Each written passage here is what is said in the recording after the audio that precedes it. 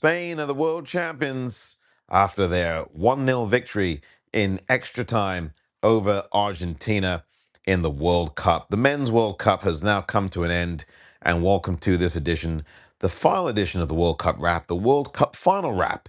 Spain are your world champions. Congratulations to Espana. Viva, viva!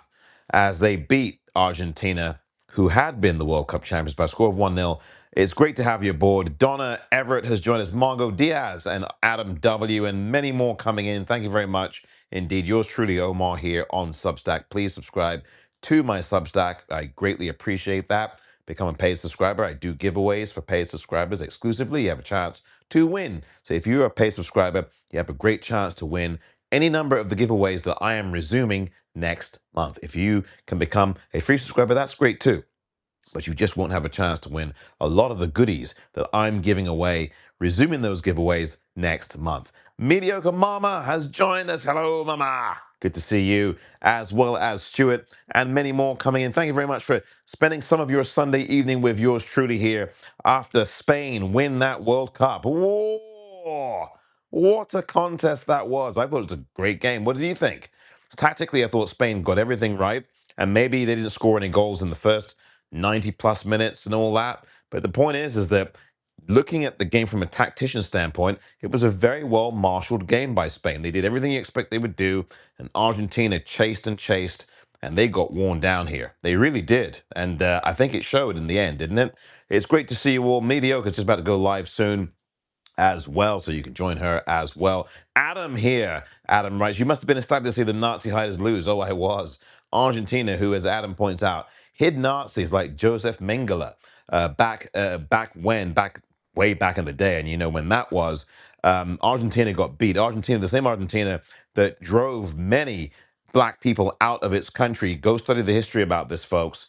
It's there. Argentina, that racist ass country. Argentina, the same country that showed a tremendous lack of class on Wednesday when they held up banners saying that Argentina belongs, the Falkland Islands belongs to Argentina. Well, bullshit to that, it does. They don't belong to Argentina. They belong to the Brits. And so I thought that was despicable. And FIFA, of course, did not give them any penalties on that, because that should have been a fine or at least a suspension or something. They got nothing. That Argentina that was getting its ass kissed by FIFA is now out. They lose, and I'm so glad they did. So Viva Espana. The Spanish deserve to win this tournament. They conceded just one goal the entire way. I thought it was a fantastic job by them. I thought they were well composed. There were many heroes. Obviously, Ferran Torres scoring in the 106th minute in this game in extra time. Remember, this is only the second time Spain have won the World Cup. Back in 2010, they won it in extra time as well with a goal. They had in that game against the Netherlands in 2010, they scored the winning goal, I believe, also obviously in extra time, and also the Netherlands had a man sent off. The difference here today is that Argentina had a man sent off in regulation time around the 93rd minute. Enzo Fernandez, the hothead extraordinaire, got sent off and really lost his cool in a ridiculous couple of minutes. And the bottom line is he should have been sent off, quite frankly, even before that, when he started clapping sarcastically at the referee after he was given a yellow for dissent. So if you want to look, for those of you who are rooting for Argentina, if you want to look at someone to blame, look at Enzo Fernandez and also look at their head coach. I think he just tried to do too much, made too many subs in the first 15 to 20 minutes of that second half. Did not make any sense to me at all. I'm going to read out your comments here. Edie has joined us. Edie Frankenfield, hello to you. Great to see you here. Viva España, viva, viva. And Mediocre Mama, viva España. Viva, viva. Vamos, vamos, vamos. Really great to see all of you here, Mama. Mama is in the building. Hello to you again, Mediocre. Litza, you're non-mediocre, I would say. Litza has joined us. Adam writes, I was, and I don't know what the rest of that was for you, Adam, but you can fill in the blanks for all of us. Mediocre said they fined them for doing it in 2014. See, that's the thing. See, this is the thing, Mama. They fined them in 2014, but nothing now. What changed, Gianni Infantino? I wonder what it was.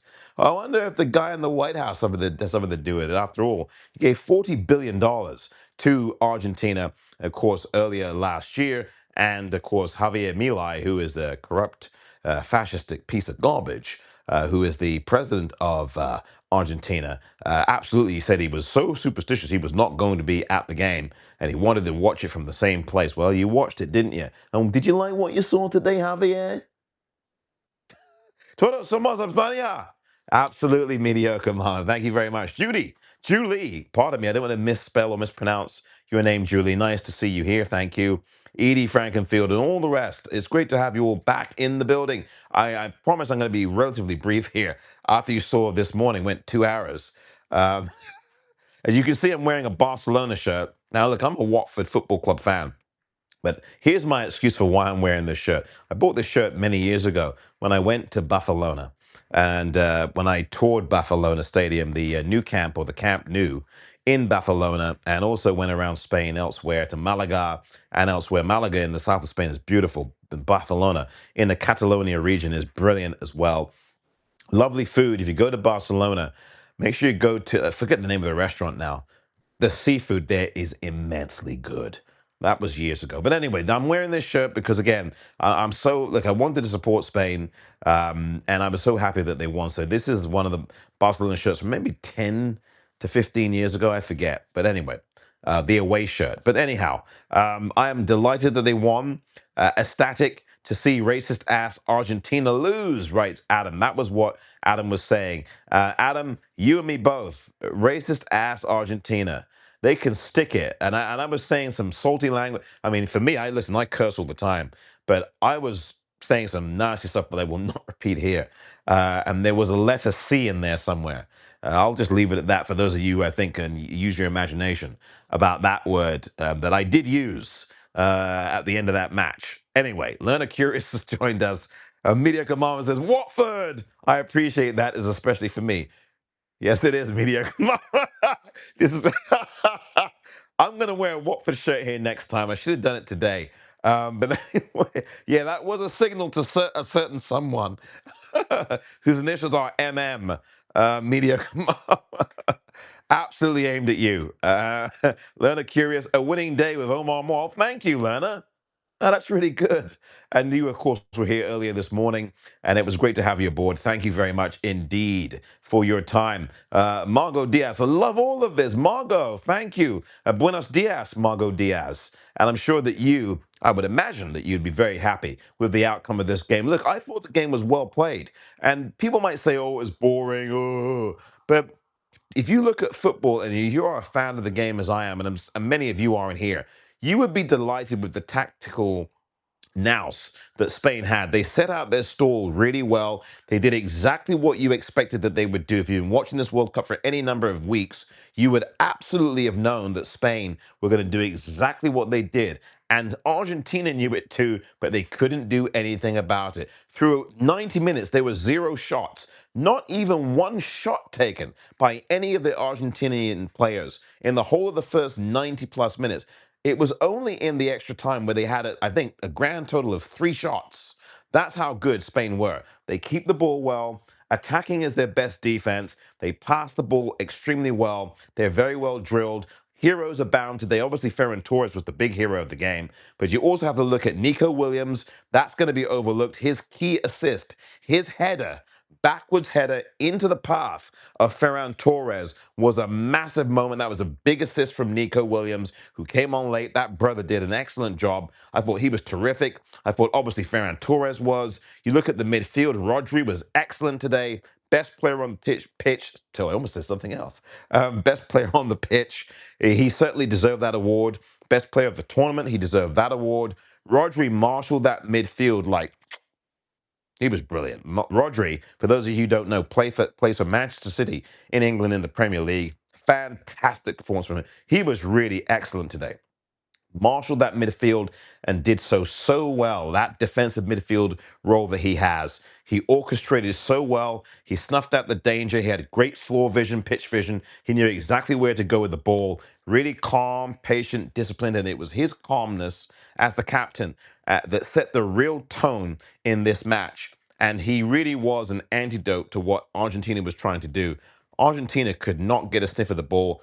and it showed. They made a load of mistakes, and yet they still had a chance to win this game. And you're thinking, like I was, oh my God, Spain have battered the door down. They had Emi Martinez make at least 11 saves or 10 saves in the whole of the first 95 minutes and a few more in extra time. And you begin to think, bloody hell, are Argentina going to steal this?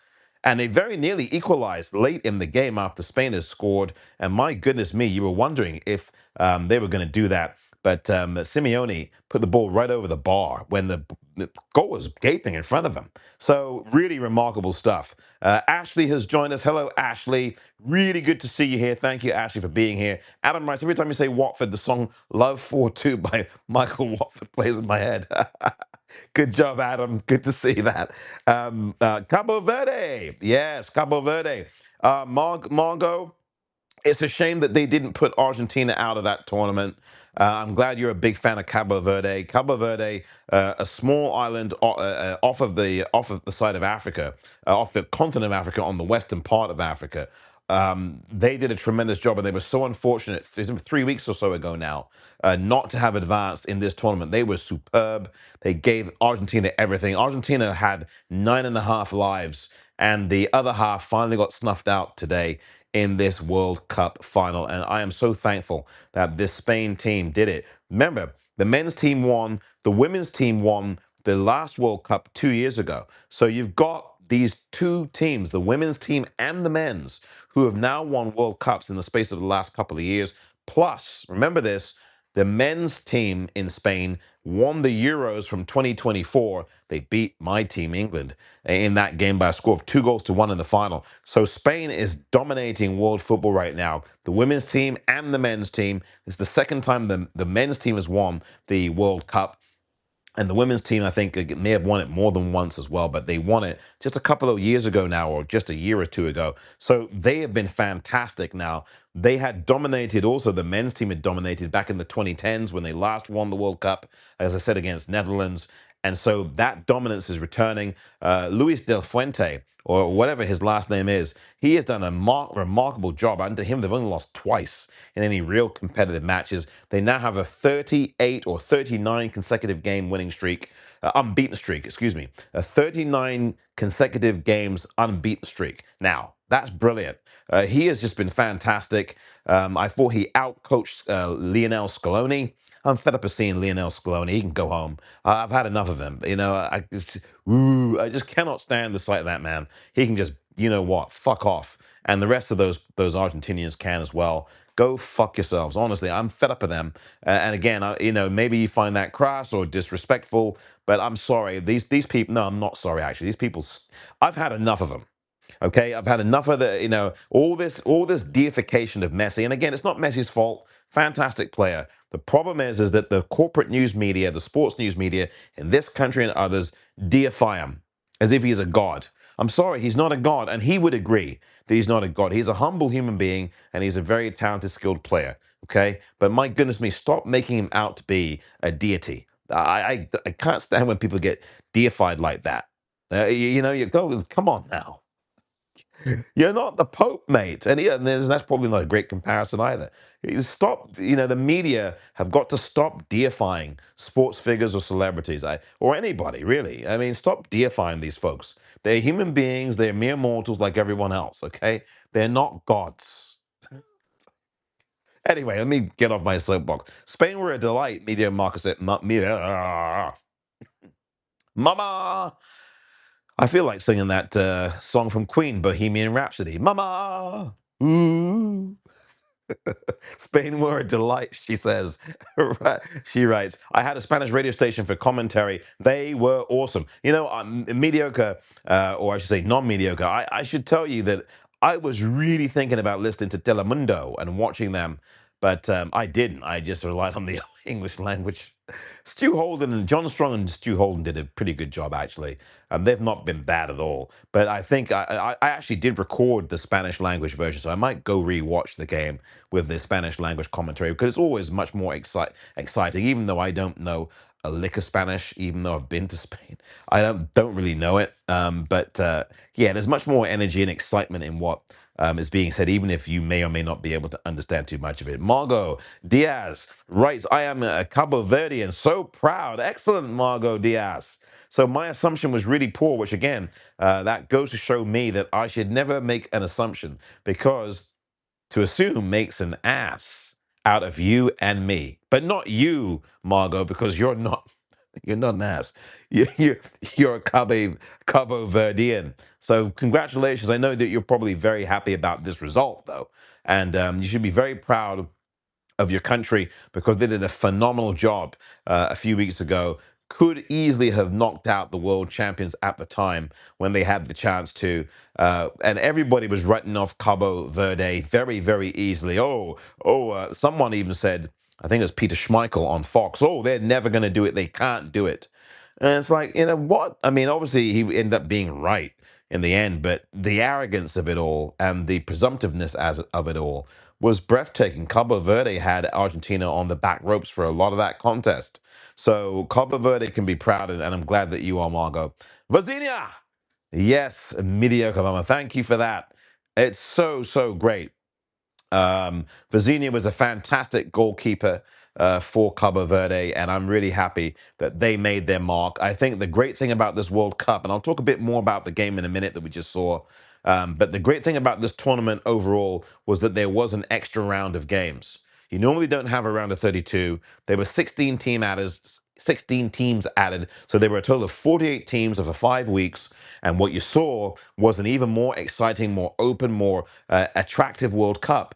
And I thought it was fantastic to see teams that you probably would never see in these tournaments anyway, to do what they did, like a Cabo Verde, like Egypt did well. I mean, Egypt have been in World Cups before, but Egypt did very well, I thought, despite the fact they lost to Argentina. FIFA helped them out with a VAR call that wasn't made. Switzerland gave Argentina a hard time as well, and they should never have had a sending off in that game. We saw that a few weeks ago. And look, we saw some other teams. Norway did very well, held their own. A lot of the African nations that were in did a very good job. Hats off to all the African nations, including Cabo Verde, that were in this tournament, that were there not just to make up the numbers, but actually did a creditable job. Morocco did their thing. Canada got in. Listen, it was a great, great tournament for the last 5 weeks. What was not great was Donald Trump being there. And what was not great was Donald Trump getting a red card overturned, or at least getting a red card punishment suspended after talking to his buddy there, Gianni Infantino, who, of course, both of these people are corrupt. And, Donald Trump did not want to leave that stage, didn't he? Did you notice that when the trophy lift happened about half 40 minutes ago, whatever it was? Donald Trump, of course, the malignant narcissist that he has always been, did not want to leave the stage, wanted to stand there for a photo op with the Spanish men's team. He didn't kick a football, and he wants to act like he was part of the team. I mean, I know everyone loves a winner. But fuck all, what the fuck is he doing in there? He did this with Chelsea last year at the very same stadium when they won the Club World Cup. Chelsea, who play in West London in England. And now he does it again. It was worse with Chelsea, though. Infantino had to finally shepherd his ass off. Unbelievable. Excuse me. Unbelievable. But very much on brand for Donald Trump. So not that unbelievable. And then he finally left the stage and the players had their fun because the players were waiting for him to move off. And I loved how the players, they barely shook his hand, most of them, and they were just politely shaking his hand. And I love the fact that also, like, thank goodness you had the other two host nations, because we can't forget that Mexico also hosted a lot of these games. So you had President Claudia Sheinbaum standing next to Trump, and then to her left, you had the Prime Minister of Canada, Mark Carney, who really is the president or the Prime Minister of North America right now. And he was there, and I noticed that a number of the players from both teams seemed to be very warm towards Mark Carney, maybe because he had prior relationships and doing business in both of these countries. But the bottom line is Mark Carney is much more of a leader, of course, than Donald Trump ever would be. And that also applies to Claudia Sheinbaum, who, as the president of Mexico, is much more of a leader than Donald Trump ever will be. So it was really good to see that you did have the other two host nations leaders there. And I thought that they acquitted themselves, of course, as well as you would expect them to. But of course, the malignant narcissist did not. And we never were ever going to be surprised by that. And I loved how he got booed. Can we talk about Jennifer Hudson for a minute, by the way, before I talk about the game again? Jennifer Hudson was excellent with that national anthem. Did you see the Jennifer Hudson? Did you see what she did? Fantastic. I got to talk to her many years ago now when she was just starting out doing the film Dreamgirls. And the person that I saw, when was that? This is about 20 years ago now, is just a completely different person now. She's much more confident, much more believing in her skill sets. And she sang that national anthem today with total confidence and brilliance. I thought she was fantastic. And of course, they had to show Donald Trump on the big screen, didn't they? And then he got lots of boos. ETTD, everything touch. Let me try that again. ETTD, everything Trump touches dies.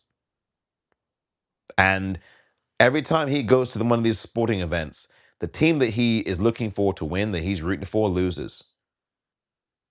Remember in the Super Bowl, just a couple of years ago, Kansas City against Philadelphia, he was rooting for the Kansas City team. Kansas City got their butts whipped. He was at the game. They got their butts kicked. He was rooting for the Knicks this year in the NBA Finals. Remember, I told you I was at game 4 in New York last month. He was at game 3. And I was down by Madison Square Garden at a bar with some people literally across the street from Madison Square Garden for game 3.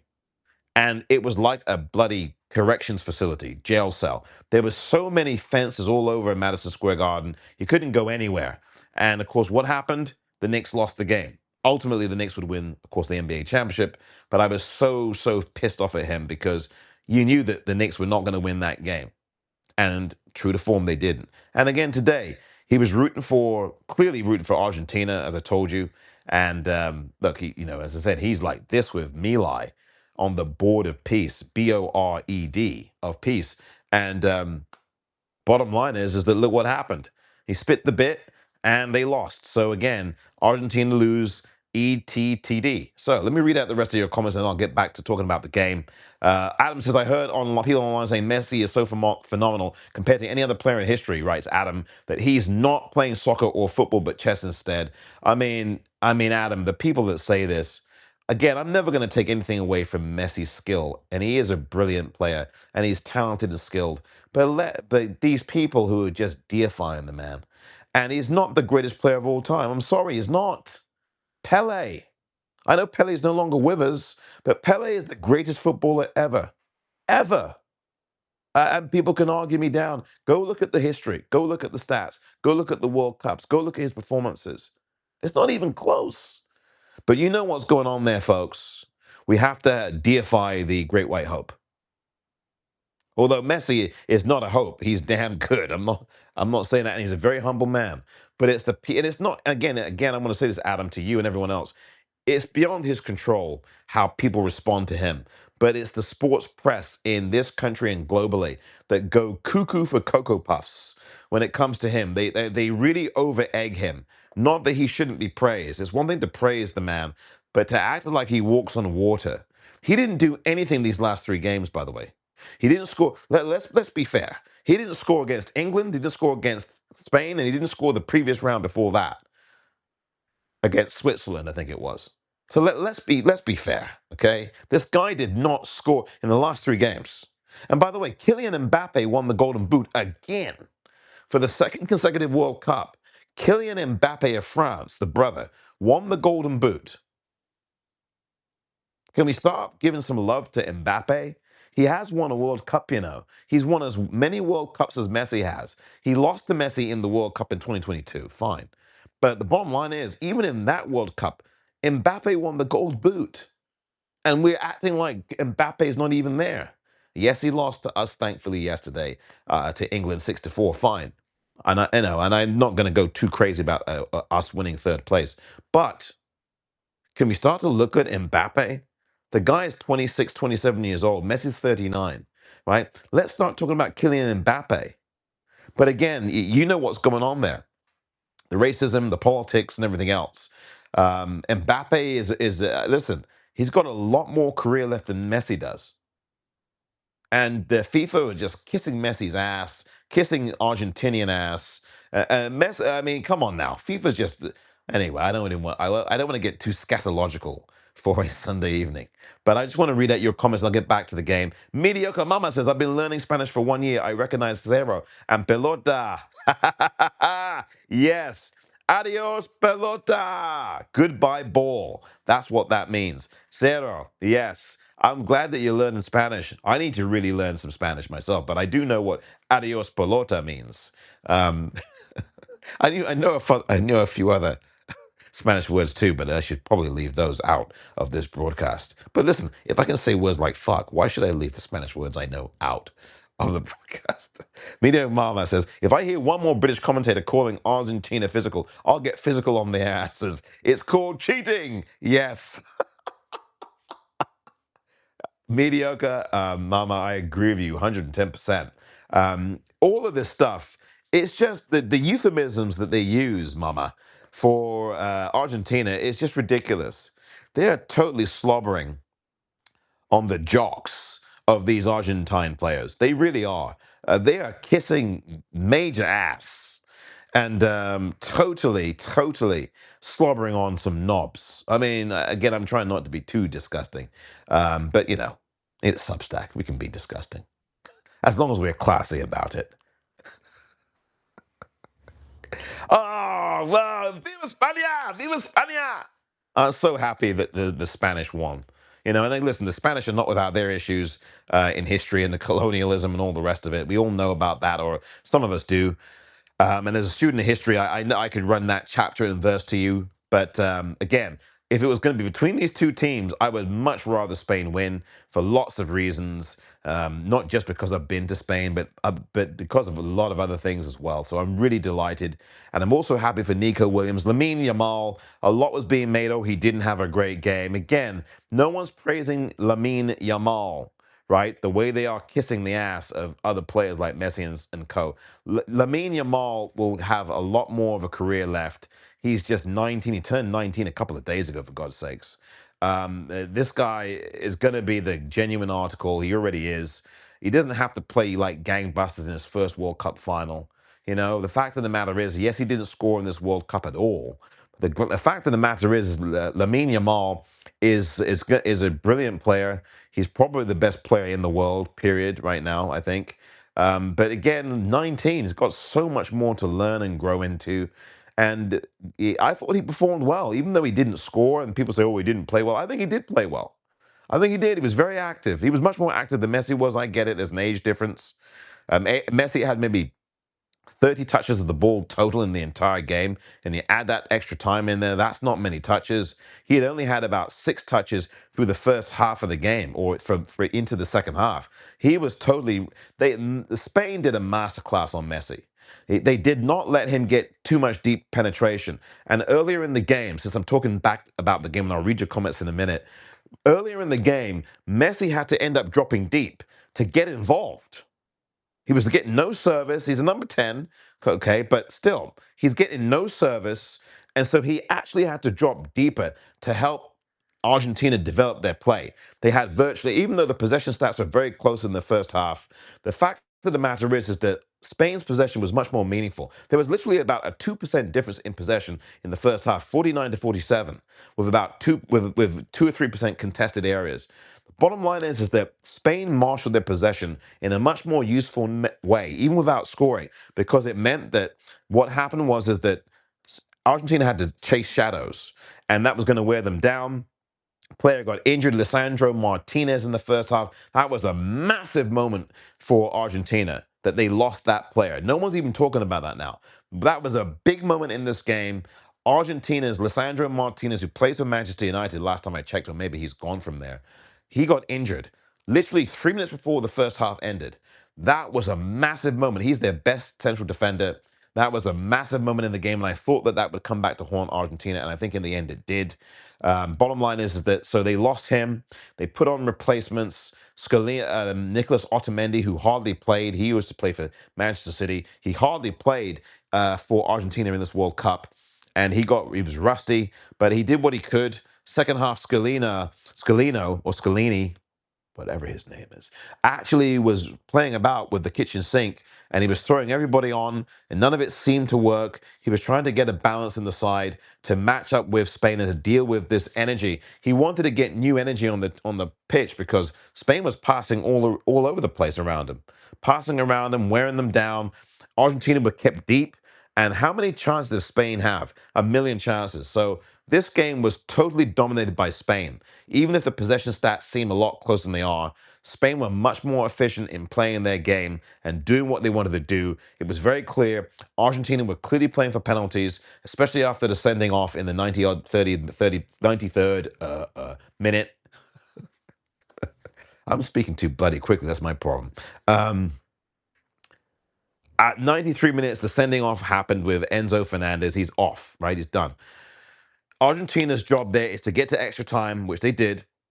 And Argentina's job was to get to penalties because then they have an advantage as a better goalkeeper because I think Emi Martinez, who made, as I said, 10 saves through the regulation time, was the better goalkeeper, had a fantastic game. Obviously not fantastic enough. He made, I think, a total of 14 or 15 saves in the game. In that extra time, Spain found another gear.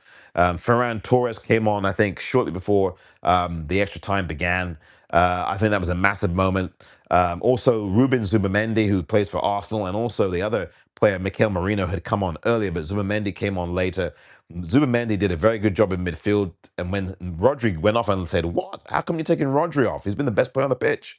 But listen, it worked. Zubamendi came in. You had Merino in. You had Nico Williams come in. That was a massive sub as well because Nico Williams, you see how Nico Williams stretched the pitch out and he has some pace. He added a bit more vigor and energy and pace to what Spain were trying to do in the game, and it worked. Down that left channel, he switched left, switched right, did a lot of very good things, even without the ball. He stretched the pitch out and he gave you pace and width and dimension. And that key active moment where he, without the ball, well, he with the ball, he headed it backwards to in the path of Ferran Torres. That was massive. And I don't want anybody to overlook that. Nico Williams had a big impact on this game, and that should not be lost. He had the all-important assist for the only goal of the game, Ferran Torres, in the 106th minute to give Spain the World Cup championship. The World Cup is in Spain. Viva Espana! And they are celebrating all night now. It's about, 1:30 in the morning right now in Madrid, in Barcelona, and all over the place there in Spain. Congratulations to Spain and their fans.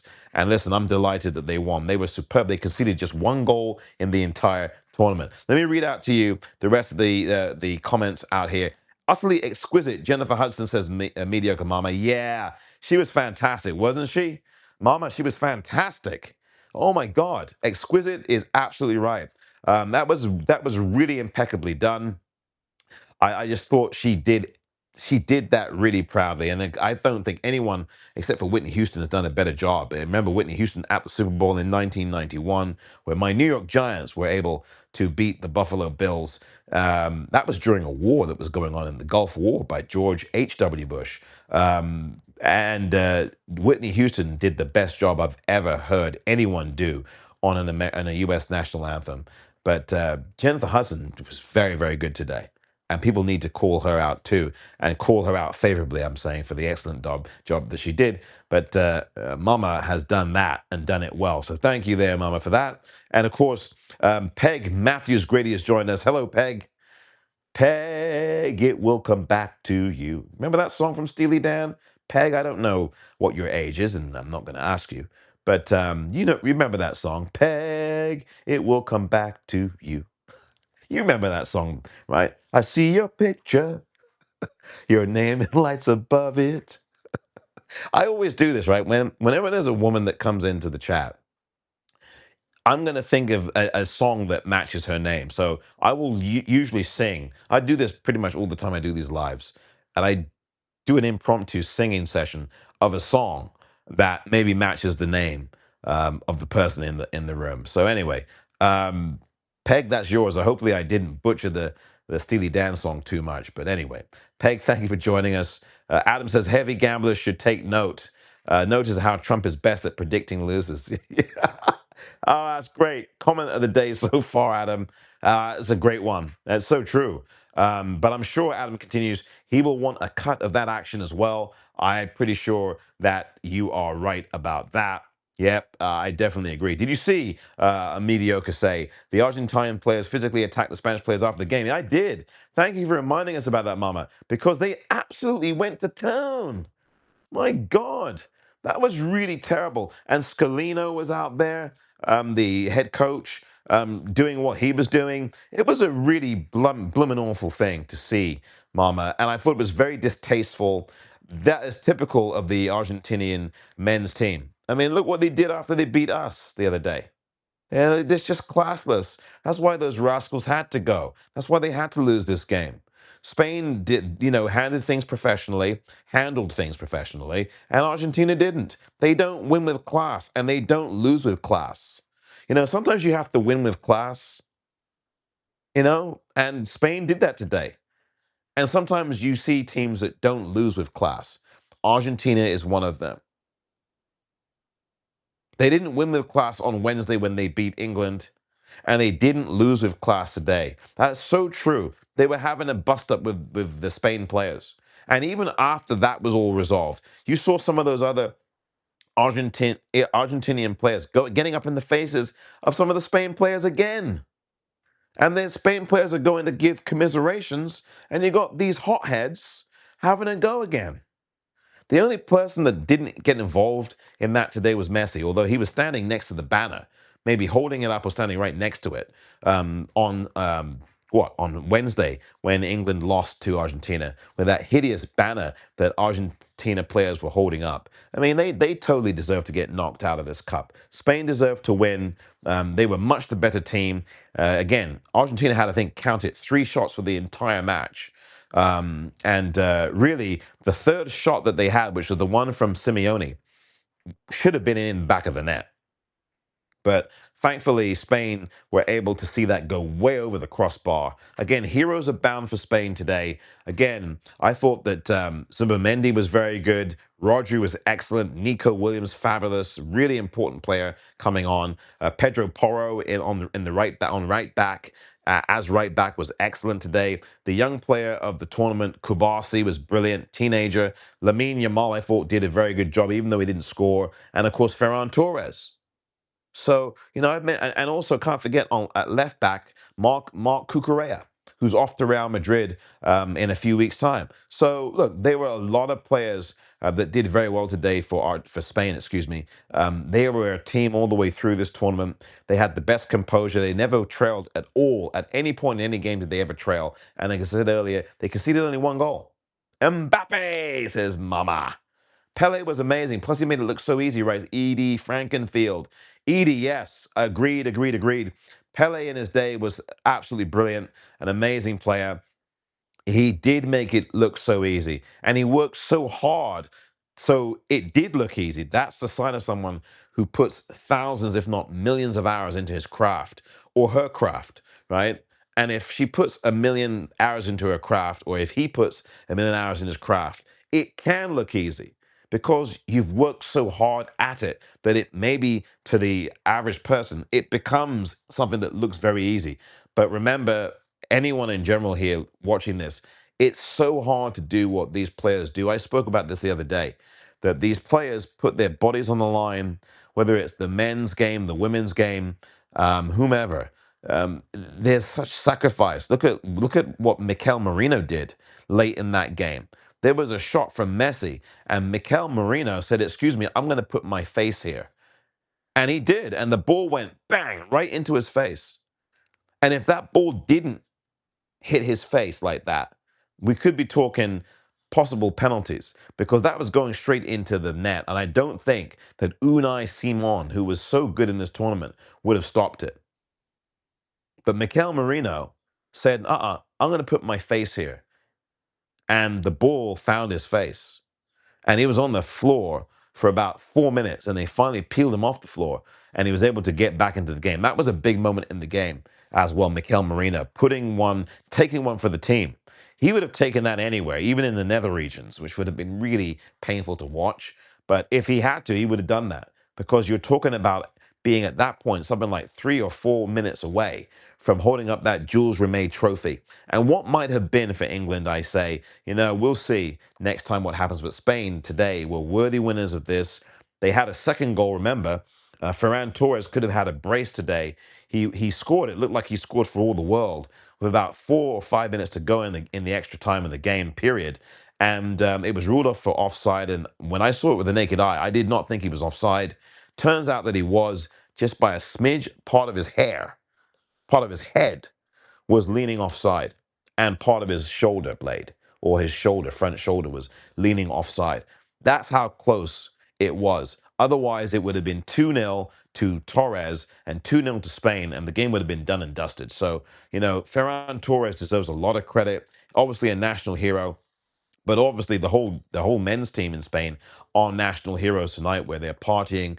It's going to be a wild night. It's almost quarter. It's about quarter to 2 in the morning now in Spain, and it's going to be an absolute party. They had the running of the bulls in Pamplona a few weeks ago. Boy, they should do that again. Uh, because the celebrations are going to be going all over the place. Dave said, I read the closing ceremony was going to be part of the pregame show and Post Malone was going to perform. Well, obviously that didn't happen, but that's, Dave, a point I should make. What did you think? What did people think of the halftime show? Put your comment in there. Did you watch the halftime show? And if you did, what did you think of it? I'm going to give my view after I read out your comments on it. And in the meantime, I'm going to say hello to Amy Chamanik. Hello, Amy. Thank you for joining us. It's great to have you aboard as ever. Adam says, of course, Trump is the biggest loser that ever lived, so he is an expert at recognizing other losers. Absolutely right.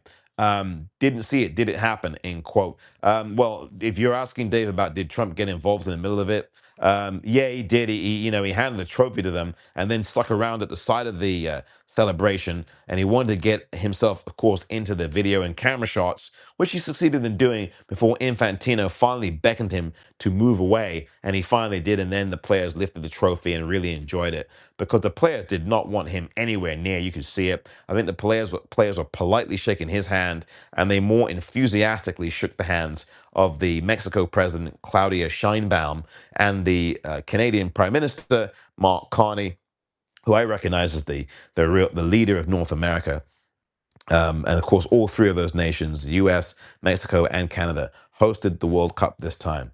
And it was a very successful World Cup. As I said earlier, the thing that marred it was the red card being rescinded and Donald Trump putting in a favor, placing a call to his buddy Infantino. So wasn't it just completely apropos that you see both of them walking on the pitch together, practically hand in hand?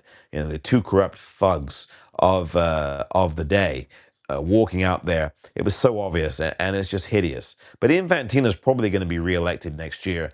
I mean, he gives out millions of pounds or millions of dollars to all these nations, and even nations that don't make it to the World Cup, and they all have a vote. So there's no reason to think that they're going to vote to take money out of their own hands and out of their own pockets and out of their own mouths when Infantino is up for re-election next year. That's not going to happen. Lamine Yamal, love him. He's adorable. Yeah, he's great. Mediocre Mama says this. And I'll add to what you said there, Mama, that Lamine Yamal, um, that photograph had been going around for days, right? The photograph of Messi cradling, kind of overseeing a little infant, like he was probably a few months old at the time, Lamine Yamal, who just turned 19 the other day, and that photo was making the rounds online. Penny for your thoughts now. I'd love to see someone do an AI reversal of that and have uh, Lamine Yamal standing there cradling Messi in a bathtub, swaddling him, just looking. I mean, I'm sure, Mama, you saw that photo. It's been zoomed around the earth a million billion times, and maybe someone can dig it up, and maybe I'll post it later. But I would love. I'm sure there's already an AI generated photo, and I'm really not the biggest fan of AI. I guarantee there's someone out there that's put a photo out there with Lamine Yamal cradling Messi, a crying Messi, because obviously he was crying at the end of the game. Um, but that will be really interesting to see if that's out there. Izzy, hello to you. Williams' goal should have stood. No fouls leading to it. Yeah, if you're talking about the goal, which goal are you talking about? Obviously, is it the Ferran Torres goal, or are you talking about the goal, Switzerland's goal, or are you talking about the goal with Egypt? Because Egypt's goal should have stood. I think that's probably the one you're talking about, Mama, from a couple of weeks ago, when Egypt should have had a 3-0 or a 2-0 lead at the time. The goal was taken off. It was 1-0, and Egypt scored again anyway about 10 minutes later. And then, of course, there was just a lot of other things that were going on in the Egypt game that was just pathetic. FIFA absolutely not reviewing a call that should have reviewed. Then we saw what happened with Switzerland and how Switzerland got robbed. A player getting sent off really when they really should have just rescinded the yellow card from the Argentinian player. But instead, you decided to rescind the card and send off the Swiss player. Absolutely ridiculous. It was a terrible decision. The media here, because they love Messi's ass as well, and they want to see Argentines win. They didn't say much about it. Just like they didn't say much about Donald Trump's corruption in that red card suspension being held up and being frozen, which is a disgrace. It's a disgrace. And that cannot happen again in this sport or any other. I'm not naive. I know corruption happens in sports. Look at boxing, right? We know that. We've seen this with the NBA, with betting on sports. We've seen this in baseball here, Major League Baseball, betting on baseball. There's a lot of corruption and criminality that goes on. There's been a long history of politics and sports as well. Remember the 36, I think it was 1936 Olympic Games in Berlin. Jesse Owens, the brother who won those gold medals with Hitler watching. I mean, so there's always been these dynamics between politics and sports, and we saw it again today. We saw it again today. We saw it during this tournament, and I think that's there's got to be some rule to stop that from happening. No more of this interference. This is the second time this happened in the history of the World Cup. Back in 1962, a Brazil player got sent off, and the prime minister of Brazil, the president of Brazil at the time, forget his name, called into FIFA and begged them over and over again, you cannot let this guy he got sent off in the semifinal. You cannot let this guy not play the final. And they just wore the FIFA folks down, and FIFA relented and allowed the guy that got a red card in the semifinal to play in the final. And Brazil won the final in 62. Now, there's only been two teams that have ever repeated in the Men's World Cup as champions. Italy did it in 1934 and 1938, and of course, Brazil did it as well um, in the 1960s, I believe. Might have been 58 and 60. No, 58 and 62. I think that was it. Or 62 and yeah, 58 and 62 with the back-to-backs for Brazil. So only two teams have done that. Argentina was bidding to become the third, and they failed at it. Thank goodness for that. Whitney Houston, Amy Chamanik is a fan of Miss Whitney Houston, the late great Whitney Houston. The singer of songs like I'm Your Baby Tonight, songs like Greatest Love of All, which was done by George Benson before that and others before that, songs like I Want to Dance with Somebody, songs, I can go on with Whitney's catalog. Of course, I'm a Whitney fan too. And so, Amy, thank you for that. Viva España! I do remember that song. Viva España! Is it? All right, absolutely. That's the song. I remember that song too, back in the day. Viva España. Da da da da da da da da da da da da da. Oh, brilliant stuff, Izzy. Thank you. Ivelis Reyes, hello. Good afternoon and good evening. Thank you very much. Great to see you here as ever. Really appreciate you here. Thank you for everyone that's watching. I'll wind down in a few short minutes' time because it's getting probably a bit more late on the East Coast here in the United States, and wherever you're coming from, thank you for spending a bit of your time here for the second time today with yours truly. Please subscribe, become a free subscriber if you can. But my goodness me, if you're not a paid subscriber, you're missing out because I am giving away, come next month, a lot of goodies. And one of them is I showed you this earlier if you watched, a book called Regime Change for paid subscribers only. One lucky paid subscriber will be drawn at random out of a hat, and that person will be the winner of that book. I'm giving away a lot more things. I'm resuming giveaways. I stopped them, I think, last month. And I want to resume them to begin August, which I will do. And I've also posted about that as well. Lots of merchandise to give away to paid subscribers, books, records, CDs, vinyl records, movies, load of things to give away. So if you are a paid subscriber, you are going to be in good hands. So please become a paid subscriber if you have a really good chance to win. One of the prizes I am giving away, and I've got lots to give away going forward again. So restarting the giveaways next month. So thank you for being here. I'm going to read out the rest of your comments and say a couple of other final things about the match and then say adieu, adieu. Of course, the French did not get to the World Cup final, but nor did my team either. So I'll bid you adieu very shortly. I remember, says Gilda Johnson. Hello to you, Gilda. Ed Friedenberg has said hello. Izzy writes, Trump is the supporter of losers. He is. Taco Trump. Absolutely supporting losers all the time. There is a book, in fact, on this bookshelf behind me. I've got to find it where it is. But you might be able to see it over my shoulder here. I'm pointing at it. Lucky Loser, which is a book by Susan Craig and Russ Buettner of the New York Times. And here it is. Lucky Loser. So there we go. This is one heck of a book to read. It's a really good book. By the way, Izzy, since you pointed out, and I think Adam did as well, supporting losers is his trade. And this is a guy who bankrupted 6 of his own casinos, for God's sakes. You have to be pretty damn dumb to bankrupt your own casino, not once, but 6 times.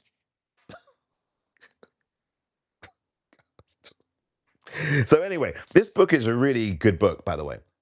And in it, Suzanne and Russ actually chronicle that Donald Trump lost $1 billion in 10 years. He lost $1 billion of his own money in 10 years. This is the guy that everybody said was a genius businessman. He's a great real estate developer, genius. Bankrupted 6 of his own casinos and lost $1 billion of his own money in 10 years. It's all documented in this book. The Lucky Loser Strikes Again. ETTD. Everything Trump touches dies. And of course, that is from the book of the same title by Mr. Rick Wilson, who you know and you've seen here on Substack. Let me see if I can squeeze this in here without even looking at the. I'll do that later. I love Espana, says Easy. Excuse me. They are badass. Yes, they are. Izzy, they are. They are a model of how to play the game. Um, the fans are really great. I was so happy to see Lamine Yamal's little brother. Remember that little brother that you see all the time with a cute face, and he's like making faces and cheering and scowling and laughing. That's Lamine Yamal's brother. That's why you see the camera on that little boy all the time. So that brother was having a whale of a time. He was really an iconic image in this World Cup. That little kid, fantastic. I really love that. It was tremendous. Fox Adam writes, she spent more time showing Argentina's players laying on the field balling than they did Spain celebrating. That's very true. And that's why I wanted to watch. At first, I was going to watch Telemundo, and Telemundo would never have done that. I'll go watch their feed of it later because they did record it. Adam, that's true. When Spain was lifting the bloody trophy, the Jules Rimet trophy, they cut to Messi. A close up of Messi with a look on his face, or was it Alexis McAllister? They did a close up of these guys. Why are we seeing? Why the fuck are we seeing Messi and Alexis McAllister in close ups while Spain's literally lifting the trophy? It's just ridiculous. Same thing reminds us of the same thing when the match between in the NCAA Women's Basketball Championship, when LSU won the game against Caitlin Clark and Iowa, and they spent more time showing Caitlin Clark walking down the tunnel into the locker room than they did Angel Reese and the LSU players. And you know what that's all about. You know what that's all about. You know, the predominantly black team that won gets less camera time than the predominantly white team that lost. I mean, this also reminds me, by the way, of when Jill Biden. Do you remember this? Because people have forgotten these things already, but not yours truly. I mean, I may have a dodgy memory sometimes, but I do remember certain things. One of them is, remember when Jill Biden was first lady and Jill Biden proposed, oh, we should also invite to the White House now. This is after LSU. And Angel Reese, who now is in the WNBA, I told you the story about Angel Reese earlier today and the racism of Sandy Brondello, which I talked about at length earlier. Remember when the First Lady of the United States at the time was Jill Biden, and she proposed, well, we'll have Angel Reese and the winners of the national championship at the time, LSU, the Lady Tigers, or the Lady, whatever they called the nickname is for them. We'll bring them to the White House, but we should also put out an invite as well to Caitlin Clark and Iowa. Why the fuck are you going to do that? They lost. Why the fuck are you putting out an invite to the losers? And it's like, but again, it's that whole prism, right, of this white privilege and this idea that somehow we've got to invite the losers. I tell you, if the Iowa team had won that national championship, you would not have the first lady of the United States, Jill Biden, saying, "Well, we should also invite that black team that lost." That's not going to happen, folks. Okay, so that whole idea that it's the same kind of thing, right? So from that to the camera being on Caitlin Clark to the camera being on the losing Argentinian team, right? And they don't have a black player in sight on that team. But of course, the Spain team, they have at least three or four black players, two of whom played in the match, at least two of them played in the match, and the camera still is not on those winners. Why isn't the camera on the people that actually won? Adam, thank you for mentioning that. That was a joke. It was a joke. Penelope West, hello. I'll be gone when you read this comment, but I've loved sharing the footy with you. Thanks so much. Thank you, Mediocre Mama. It's a pleasure to have you here, and I will see you soon. Thank you very much for joining us. I'm going to be around for a few more minutes before saying goodbye. Mediocre, thank you again, Mama, for your comments as well and your interaction. It's been a pleasure to have you here, as ever. Deanna has joined us. Hello, Deanna. Adam W. says, Shakira can still move, and man, I wouldn't take my eyes off the screen while she was on it. Yeah. Listen, that's what I thought about the halftime show. Adam continues, LOL. Yeah. Yeah, listen, I was going to read out these comments, and I'm going to get back to what Adam said in a moment, but I wanted, as promised, to read out your comments. Did you watch the halftime show? And if you did, what did you think of it? Adam has registered his point of view. I'm going to register mine, but I want to read out your comments first, and then I'll say goodbye with a couple of other thoughts about that halftime show as well. Edie Frankenfield says, didn't really watch halftime other than admired Shakira. She still has the moves. Thank you, Edie. Adam says, I didn't see anything else that caught my attention about the halftime. Ivelius Reyes gives you the three hearts. So it shows you what she thinks about it. Excuse me, Trump is a really bad rat, writes Dave from California, that keeps showing up. He looks out of place and ridiculous, such a stain on America. Indeed, he absolutely is, Dave. Thank you very much for that. Darnell Martin has said hello. Hello to you, Darnell. Always a pleasure to have you aboard. Christopher Vaden has said hello as well. Everything Trump touches dies, writes Christopher. Congratulations, Spain. Yes, indeed. I was just talking about that. ETTD has risen again. And it happens, it works every time, like Colt 45, Christopher. We saw this with the NBA Finals, didn't we? I don't know if you watched the NBA Finals, but I'm a massive Knicks fan for many decades. I was over there for game 4, went to game 4 of the NBA Finals. It was just unreal being in that building at Madison Square Garden. I was actually out there for most of the NBA Finals and the parade and all the rest of it. And when I was just telling the story earlier, maybe before you came in, Chris, and I was outside Madison Square Garden for game 3. I was at a bar with some people for game 3 across the street from the garden, and the whole place was looking like a bloody correctional facility. Literally everywhere. Fences here. I've got video of this. I can put it out. Fences all over the Madison Square Garden. It was just like being in a bloody prison, correctional facility. It was awful. And then, of course, Trump shows up there for game 3, and the Knicks, who hadn't lost in nearly 2 months, ended up losing. They hadn't lost in more than 2 months. It was more than 2 months. And they lost, predictably. Trump was supporting Kansas City at the Super Bowl a couple of years ago when Philadelphia roasted their asses. And again, he showed up at the arena, at the stadium there, wherever that Super Bowl was played, I forget where now, and they lost. Philadelphia destroyed them in that game, like something like 40-something to 8, 40 to 8, something like that, whatever the hell the score was. Destroyed them. Kansas City didn't score until the fourth quarter. And by then, the game was over. So, and Kansas City was trying to win 3 straight Super Bowls. Trump was there supporting Kansas City. They lost. Trump was at the NBA Finals. The Knicks lost. He was supporting the Knicks. He claims to be this big Knicks fan. He'd gone to some games in the 80s and 90s, but and early 2000s. But he's not this big Knicks fan. But oh, I want to come back. Come back to New York. And he got booed during the national anthem that was sung by Avery, what his last name was. And then all of a sudden he's gone. And the Knicks lose. And he didn't even stay for the whole bloody game. He slept through half the bloody game. And he didn't even watch the whole game. He left early in the fourth quarter. So why would he do that? And the Knicks have accepted the owner of the Knicks, who is a MAGA nut, who has been friends with Trump for 30 years plus. He accepted the invitation, so the Knicks are going to go to the White House. How many Knicks are going to go is another story. But anyway, the whole point of that, Christopher, is to illustrate the point that you and indeed the author and commentator Rick Wilson have made, that everything Trump touches dies. Of course, Rick Wilson wrote a book with that very title. Adam says Trump probably gave every player from Spain a case of leprosy after touching them. ETTD, yes. Gilded Johnson writes, he sucks. All of us in the Northeast knew, absolutely, including me when I was living in New York for many, many, many years. Back in the 80s and 90s, this guy was a menace. Nobody liked him in New York City. When I was there, nobody liked him. Nobody did. The press kept kissing his ass, but nobody liked this guy. And remember, he put out some racist stuff about the then Central Park Five and now the exonerated five. Wanted to put the death penalty on them with no evidence.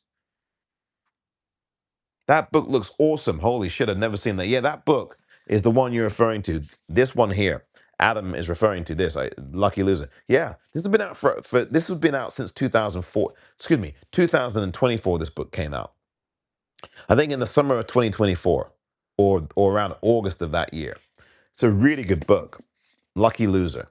So if you're interested, here it is. I'm not giving it away for paid subscribers though, but this is one of the books that really tells you about just how much of a loser he is.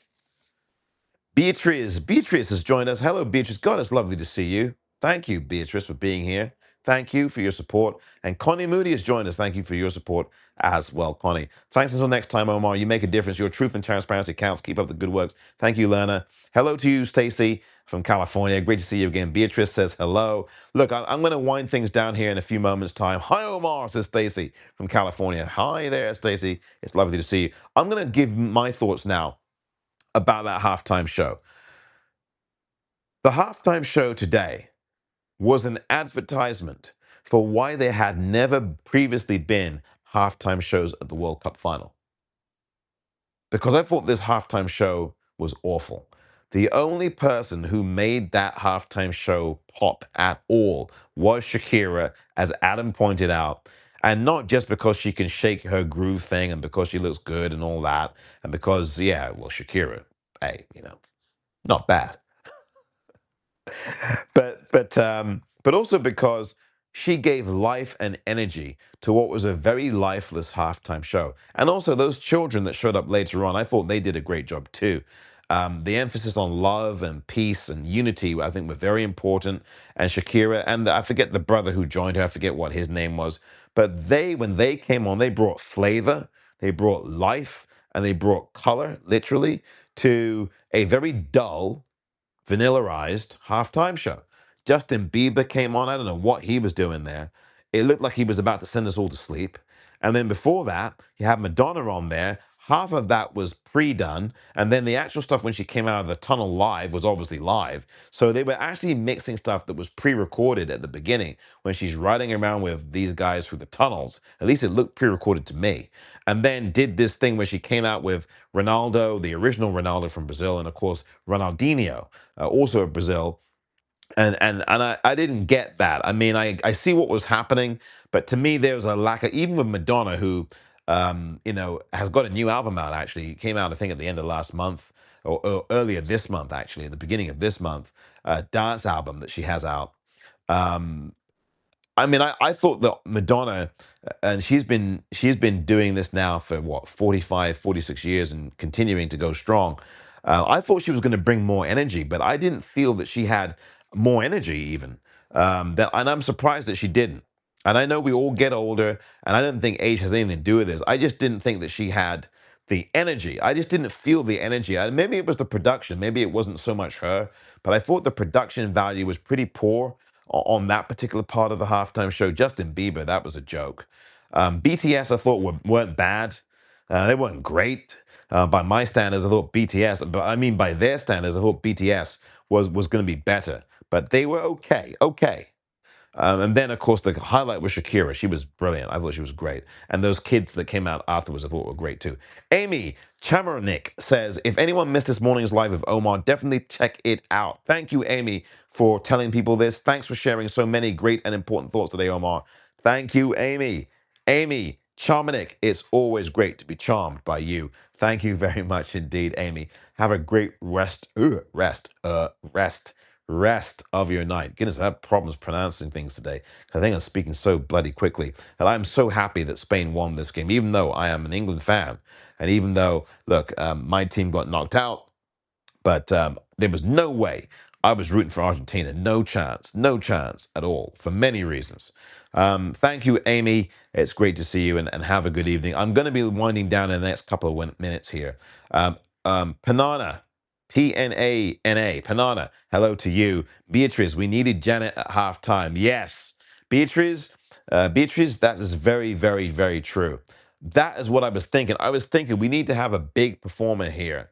And Shakira is a pretty big performer, don't get me wrong. We know Madonna has been around and has performed on a big stage forever, right? But we needed someone with a bit more gravity to them. And although I'm not the biggest fan these days, because I think Janet Jackson's gone off a little bit, some of the comments she's made about Vice President Harris that she made, she says she didn't know that she was black. That's just, you go look up the Janet Jackson comments. Um, so I'm not the biggest fan. I mean, look, I've seen Janet in concert. She's excellent. Maybe you've seen her too, Beatrice.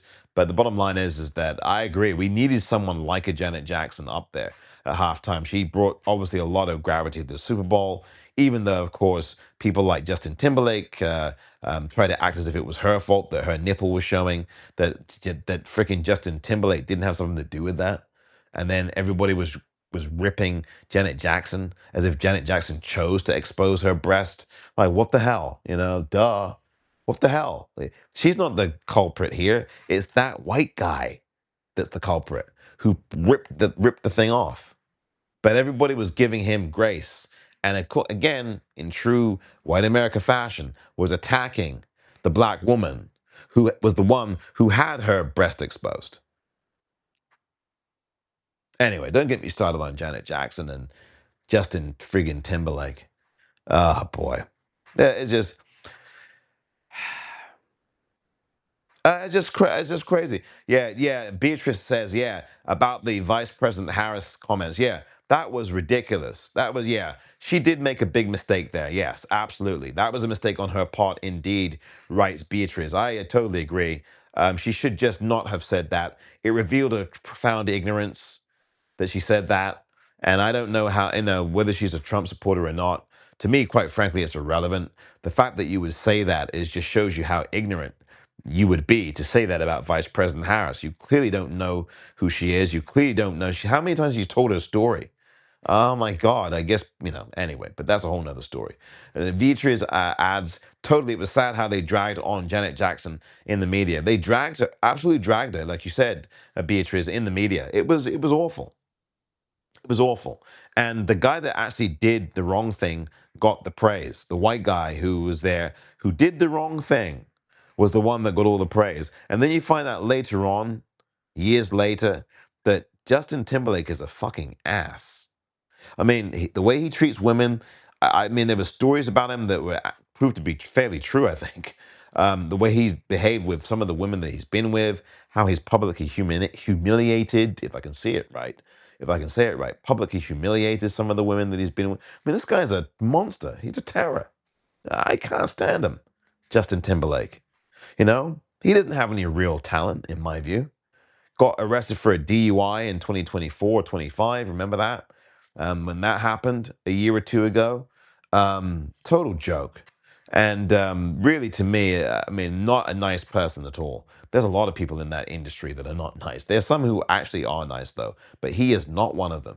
Totally. I agree with you, Beatrice. Thank you very much for that. Adam W. has rejoined us. Golden Dawn has joined us well. And before I do close things down for this evening here on this World Cup final wrap, with yours truly, Omar, after Spain won, Argentina nil. Very important. Viva Espana. But what I want to just say again is about this game. I thought the referee did fairly well. Hello, Golden Dawn. Nice to see you here. Thank you for being here. I think the referee did a good job today, even though it's not an easy game to referee. And sometimes I was shaking my head at the referee's decisions. I think on the balance, he got the game correct. There was no real controversy, I think, in the game. Thank God there was nothing that the referee did or the lines people, the linesman did to decide the game because you just don't want that happening. I thought the referee got the balance right. Yes, there were some fouls that he didn't call, but that was true for both teams. He didn't call things for Argentina, and there were some times where he didn't call things for Spain either. So that leveled itself out. I think the referee is from Slovenia or I think Slovenia, excuse me. Slovenia. He did a good job. I think he did a good job, and I think they picked the right referee, the right lines crew, and the assistants. I think they all got the jobs well done. They were right on the calls. VAR did not get anything wrong. In my view, I thought they did a very good job. So the officiating in this World Cup final, I thought was top notch. No complaints about the ref. Again, my final verdict in terms of the substitutions, I thought Spain's substitutions were very good. Spain had the edge. They dominated, not just the edge, they dominated the game, as I said. There was only going to be a matter of time for Spain to batter the door down and have the door open. There were moments, though, where you're wondering, geez, Emi Martinez, the goalkeeper for Argentina, is saving every one of these things and they're down to 10 men. Could they just get this done? Because, that's an omen as the game gets later and later and the goalkeeper's making a lot of saves. He's a hot goalkeeper, hot goaltender, whatever you want to say, in whichever sport. That momentum begins to shift toward Argentina in this case. And I was beginning to think, geez, could it be that they steal another one of these games, win another of these games late? But excuse me, thankfully that did not happen because in the extra time, literally about a minute or two into the first period of extra time, I think it was, or maybe into the second period of extra time, actually, a minute or two into the second period of extra time was when Ferran Torres, about a minute and a half in, was when Ferran Torres scored the goal, the only goal of the final. And that was a massive moment. And that really turned things. Obviously, the big turning points were two of them for Argentina. One of them, as I said earlier, was that Lisandro Martinez had to come out of the game with 43 minutes on the clock because of an injury. He is their best central defender, and that was a massive, massive moment in the game. And so he had to go and then be replaced by someone who really did not play a lot of the World Cup, Nicolas Otamendi, the veteran defender in central defense. The other obvious big turning point, obviously, in this game for Argentina obviously was the red card, the second yellow, which meant a red card for Enzo Fernandez, he of Chelsea, and he will not sleep tonight. It was a foolish challenge. He was never going to get to that ball that I think Kubasi was the one that was racing to. Kubasi won the ball, and Enzo Fernandez of Argentina made contact with him, fouled him, and literally, Kubasi, or whomever it was, cartwheeled into the air, sending him into the air, cartwheeling. There was no way the referee was not going to call a yellow card on that. And that was the big moment of the game for me and for Argentina, obviously. That was the big turning point of the game. Bigger than Lisandro Martinez having to go off injured was that second yellow card that the referee had no choice but to give. It was a clear foul, clear yellow card. He had to go. Enzo Fernandez did a disgraceful job in the game. He showed up the ref, dissented the ref, and then he clapped again afterwards, which is so stupid. Sometimes people's heads don't stay in the game, and they play the occasion and not the game itself between the lines. And a lot of the times what happens is that teams play the occasion of the game. I think Argentina, some of their players, were guilty of playing the occasion and not the game itself today. I think that's what happened, certainly to Enzo Fernandez, who just had saw red, literally, and just went for it. And I don't know why he did that, but that's why composure counts. And that's why Spain, which has composure for days, prevailed in this World Cup final and are now world champions. They had the composure that Argentina lacked. In fact, this is not the first game where Argentina lacked composure, and this is not the first game where Spain had all the composure for days and days. And that's why They are now celebrating with the Jules Rimet Trophy, and that's why they only conceded one goal in this entire tournament, and that was in the quarterfinals against Belgium. They had never trailed at all in this entire tournament, which again is a tribute to a fantastic team ethic and Luis de la Puente, who has done an excellent job as the Spain national head coach for this men's team. He should be very proud tonight, as should all of the Spanish, with the accomplishment tonight. So well done and congratulations to the world champion Spanish team, the men's team. They now have men's and women's teams who are now world champions. The women's team, reigning world champions as well. So you've got two world champions from the same country celebrating tonight. Again, after this men's team won by a score of 1-0 after extra time. It was the early part of the second half of extra time. Ferran Torres scoring the winning goal, the only goal of the game, after from a Nico Williams header. A big time assist from Nico Williams, who really played well, as did many others. Kat, hello to you. Learner Curious, if I can talk, I'm speaking so quickly, I need to take a break. But thank you, Learner Curious. He says good night, or she. I don't even know what your gender is, so I shouldn't assume anything. But Learner Curious, thank you and good night to you. Victoria has joined us. Hello, Victoria. And you joined us just as I was about to wind things down. Hey, Omar. Victoria, thank you very much for your support. Thank you for being a paid subscriber as well. I was talking earlier about the prizes that I'm going to be giving away beginning in August. It's a pleasure to have you as a paid subscriber, Victoria. Keep up the great work that you do. And you say you're sorry you're late. That's okay. Remember, Victoria, I do not get prickly at people who arrive late on Substack. I do get prickly at people who arrive late in real life, and especially if they don't really give any explanation when I ask for why what happened. And anyway, I don't want to go down that road. I am much more. I'm listen. Yeah, stick time is important to me, and I get it. So, look, if you're late for something in real life, please do people the courtesy of letting them know right away. Don't have me wait there and then you let me know when I'm like 20 minutes late, and I don't hear from you. Anyway, I don't want to go down that road. But it's okay for you to show up late for Substacks, but just in real life, please don't do that, please. And if you're gonna show up late, I get it that people show up late. Can you do us the courtesy of letting us know right away or in advance that you're gonna be late? Then that's different. I'm capable of giving grace for things like that, but when you don't do that, and then it's like time is precious, and time flies, and I don't believe in wasting it. I really don't. I try not to waste yours, even though sometimes I go on for 2 hours on some of these things. I really endeavor not to waste your time, and I hope I'm not wasting yours, Victoria, or anyone else's here. But Victoria, thank you very much indeed. Thank you. Victoria writes, I've had a board member hugging Victoria here. I had a board meeting right after the game. Yes, says Victoria. She adds, and she writes, I cannot stand that either. Yeah, it's terrible. Victoria, it's a bad habit, and it happens all the time. And I've had enough of it, really. And I've had to put my foot down. I've had to just, make it clear, or just say, look, I'm not going to waste my time anymore with that. If people don't show up on time, that is a reflection on them. And it's definitely a reflection on them if they don't notify you well enough in advance, or they just don't say until you ask them, or until they say it and they're already late. It's just not a good reflection on them. And it's also them also saying that they don't respect your time, and therefore they don't respect you. And so forgive me for going into this again, because I really don't want to. I wrote an essay on this about a month ago, or almost a month ago, about people who waste your time, and deciding that time is so important to you that you must decide who you want to spend it with and who you want to put in your orbit around that. And so, yeah, there's a lot of that, Victoria.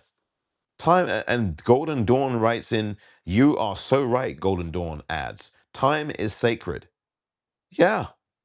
And if someone's going to say to you that you're a stickler for time, well, fuck yeah, I am. Then don't you care about time? It's just crazy some of the things that I hear people say. Don't you care about time? And the thing is, if someone shows up late for you, that's a reflection on them, and it's also them saying that they don't respect your time either.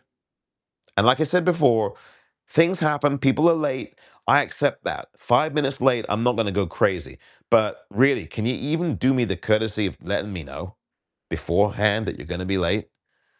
Leave your house well enough in time. I mean, it's like stuff like that. And it's like grown ass adults who just don't respect your time. Well, my whole thing is, well, fuck that. I'm not, if you don't respect my time, you don't respect me. If I kept coming, if I showed up late to anything, if I wasted your time, you should say that I don't care about your time or that I don't respect you because your time is precious. Which is why I appreciate that you spent nearly an hour here or so with me, an hour and a half with me right now. Many of you watching. You could be doing something much more time efficient, better, more pleasurable, whatever. You could be doing those things, but you choose to spend time here with me. A, because you probably trust me. B, because you like what you're hearing and seeing and you enjoy this. And C, because, hey, you know what? I want to hear what Omar has to say about something. And he's gonna look, and I'm always gonna engage with people because that's very important. Time is precious, and how you spend it is really important. So, Victoria, thank you. I know I'm not the only one that has a thing for that respects people's time. I know I'm not the only one that doesn't like it when people waste time and waste your time because they're not serious. People who do this, in my view, are not serious. They're just not. And I don't want to be around. Listen, I like joy and I love that like the next person. But you're not serious. If you're not going to show up on time for something, you're not serious. And you don't really care about your own time. And you definitely don't care about mine. And you don't respect me. And so why am I going to spend time around someone like that? Or anyone like that? And the same should go for you. Anyway, I don't want to go too far off the field, but Victoria, you're correct. I'm totally with you. Common courtesy, writes Victoria here. It's just common courtesy and respecting one another's time. Exactly. It's at some point, really, and Victoria, I will add this, and I just kind of said this, it's not really about being a stickler. That's not being a stickler at all. It's about consideration. That's what it is. And I think, Victoria, and everyone else watching, if you're watching this later, thank you for watching it later. I think it's just a lack of respect and the disrespecting of people's time and the disrespecting of people. And it's not being a stickler, it's just about being kind and considerate. To me, that's an act of kindness and consideration to be on time for someone or to at least let them know you're going to be late and let them know what in advance that you're going to be late. I think that's about kindness and consideration. And it communicates, if you let someone know in advance that maybe I'll be 5, 10 minutes late, it shows that you care enough about that person that you would make a phone call or send a text to them to let them know that you're going to be late. That shows that you have them in mind and that you actually care enough about them and you care enough about kindness and courtesy and consideration that you would actually send out a 2-second text message.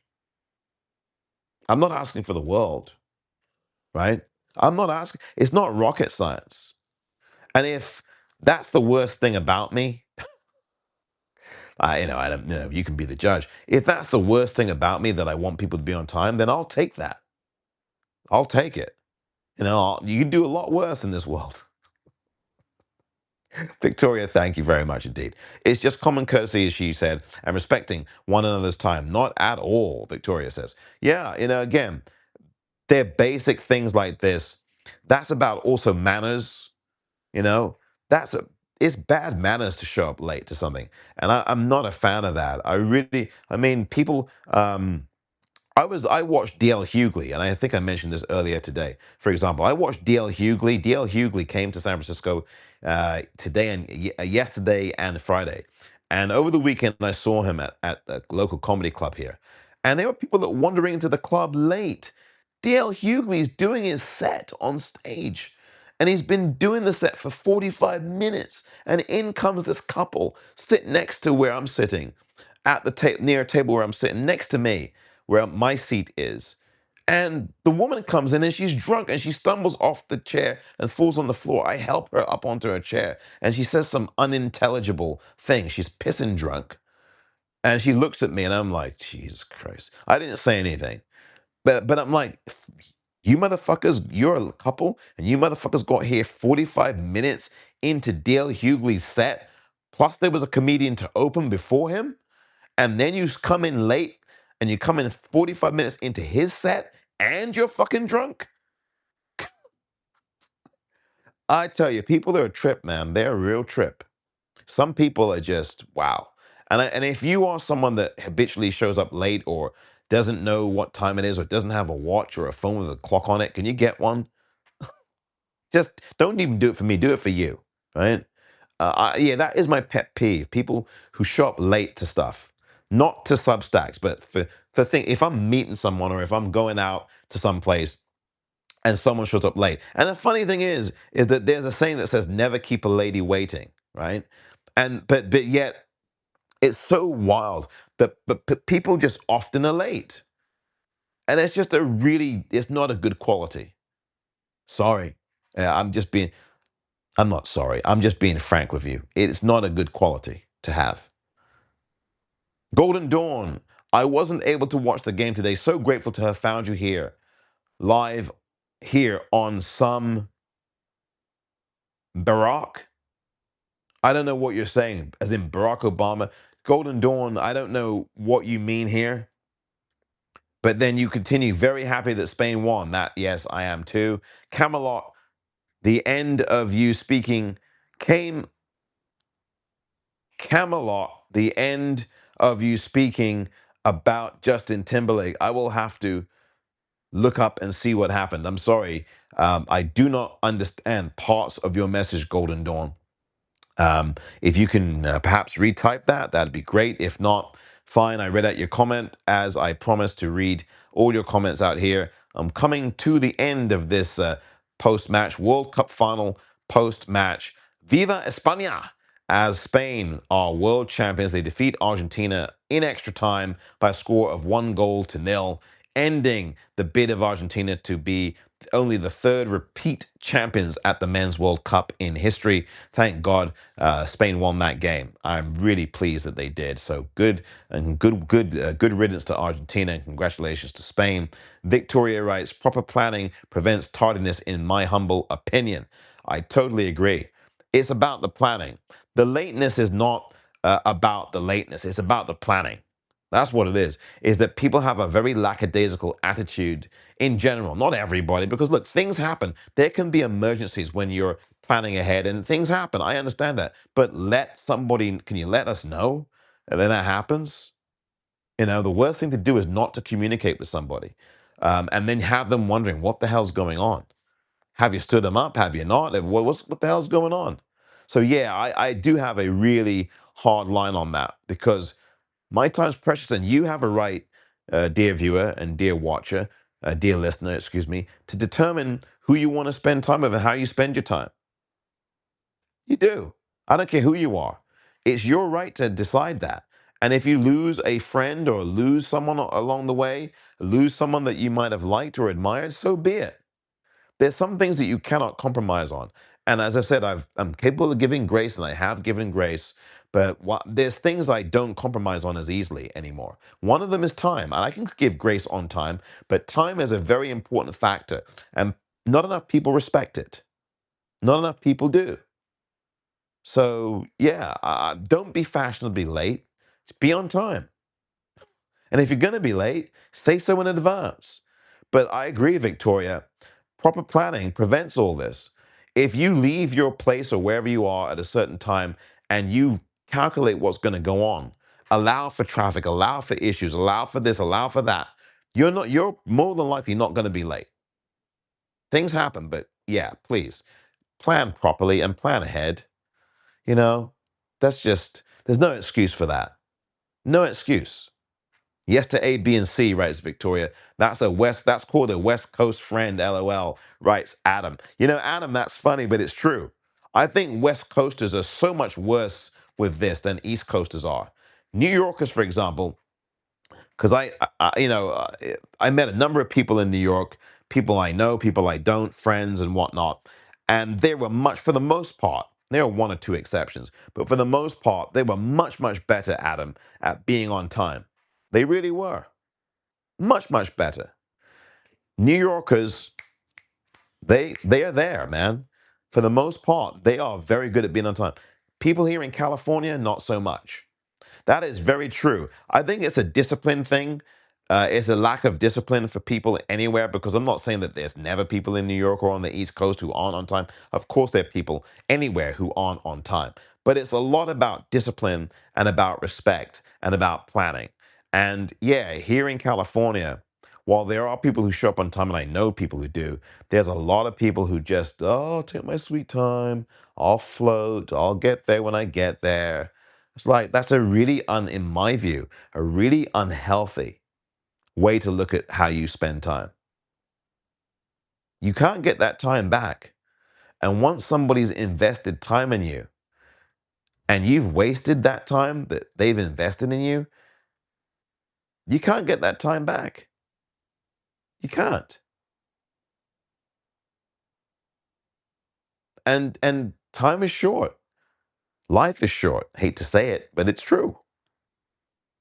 And if people are going to just waste your time, why waste your time with them? And why waste your time explaining to them why you are not going to spend any time around them? Why? I mean, I'm going to waste more time telling you why I'm not going to spend time with you. Why? Especially at my age. What am I going to do that for? Yeah, call it crankiness. It's not so much crankiness. It's knowing what you want and what you don't want. Knowing what you will put up with at a certain age and what you won't. That's really what that is. Facts. Adam, yeah, that's what yeah, it is. That is totally a West Coast thing. But it's a lack of discipline thing too, Adam. And that can be on any coast or any country in the world, let alone this one. But facts, writes Victoria. Hashtag facts, yes. Taking a peaceful evening walk while listening to you, writes Golden Dawn. I know I am always I always lead to the message that I need to hear. Thank you, Golden Dawn. Thank you very much indeed for that. Thank you for taking me on a walk with you. And it's great that you're having this peaceful evening walk and you're listening to yours truly. Thank you very much for that, Golden Dawn. Do continue to enjoy that walk of walks. And thank you very much for your continued support. It's great to have you here. Thank you for that. I really appreciate that, Golden Dawn. Thank you, and I appreciate you. And trust is everything to me. I say this all the time, and I want to keep saying it. Trust is very important. So listen, I've given away lots of prizes to go to. I said to Golden Dawn. I mean, I've given away lots of prizes to paid subscribers, and I will continue to do that. And any paid subscriber can attest to my diligence in getting those prizes out to people. And again, if you're a paid subscriber, you have a chance to win any number of prizes that I will resume the giveaways for starting in August. That's just next month, a few days from now, really, about 12 or so days from now. So it's very important, actually 13 days from now, I think. 13 or so days from now. So it's really important, folks, to become paid subscribers because you have an excellent chance to win books. While I'm not giving away this particular book, I'll be giving away a book called Regime Change. I held up that book in the morning session of this Substack Live, the book by Maggie Haberman and Jonathan Swan. I'm giving away one copy of that to a lucky paid subscriber, drawn out random. That's next month. I'm giving away a book called Rethinking Sex by Christine Ember, EMBA. Emma's and Mike, EMBA, Christine Ember. She's a sister who I think used to write with the Washington Post. Maybe she still does. Rethinking Sex, a Provocation. And the reason why I'm giving that away is it ties into a discussion I had a week or two ago when I was here talking about consent and the gray areas of that, Graham Plattner, rape, alleged rape, where consent goes and where it obviously lack of consent obviously goes to, and all these other things. And I recommended that book, and I held up the book this morning. I'll probably post the book as well after this Substack, called Rethinking Sex, a Provocation by Christine Ember. I'll post a shot of that particular book as well. And that will be one of the giveaways for paid subscribers as well. So there's lots of things to be given away in the next few weeks and months. So it always pays to become a paid subscriber. Adam writes, a West Coast friend that never shows after making plans. No warning call, nada. That's what we say on the East Coast. Yeah, that is so true. There's some very flaky ass people on the West Coast. And again, it's not everyone. There's lots of people who actually are not like this, but there are lots of people who are like this, as you point out, Adam. They will just not show up. Very flighty, very vacant. What a vacant thing. It's very bad. It's a very, very bad habit. And as you can see, I'm not happy with it. I really have no time for people who do this. And I don't care. Maybe I'm missing out on an interaction with someone that could prove to be very fruitful and fun and entertaining and informative. But I'm sorry, my time is valuable. And if yours isn't, well, I don't need to be around you. If you don't think that your time is valuable, then why should I spend my valuable time with you? Because obviously, if you don't think your time is valuable, you definitely don't think my time is valuable. I mean, you just don't. You don't value time, you know? And yeah, that's very true. I think that here in California, there are times when that can be really bad, where people just, yeah, they have no sense of time at all. Shows that you care for them and respect them. Yeah. Yeah, Victoria, as I said earlier, and you responded earlier on about this. Yeah, when you communicate with someone in advance that you're going to be late, it shows that you have some care for them and some consideration for them. It really does. You know, there's nothing more annoying than people who show up late or either don't apologize, or if they show up late, they've not said at the, beforehand that they were going to be late, and they just send something to you late saying that they're late. Well, yeah, no shit, you're late. I know what the time is, mate. Why didn't you communicate earlier?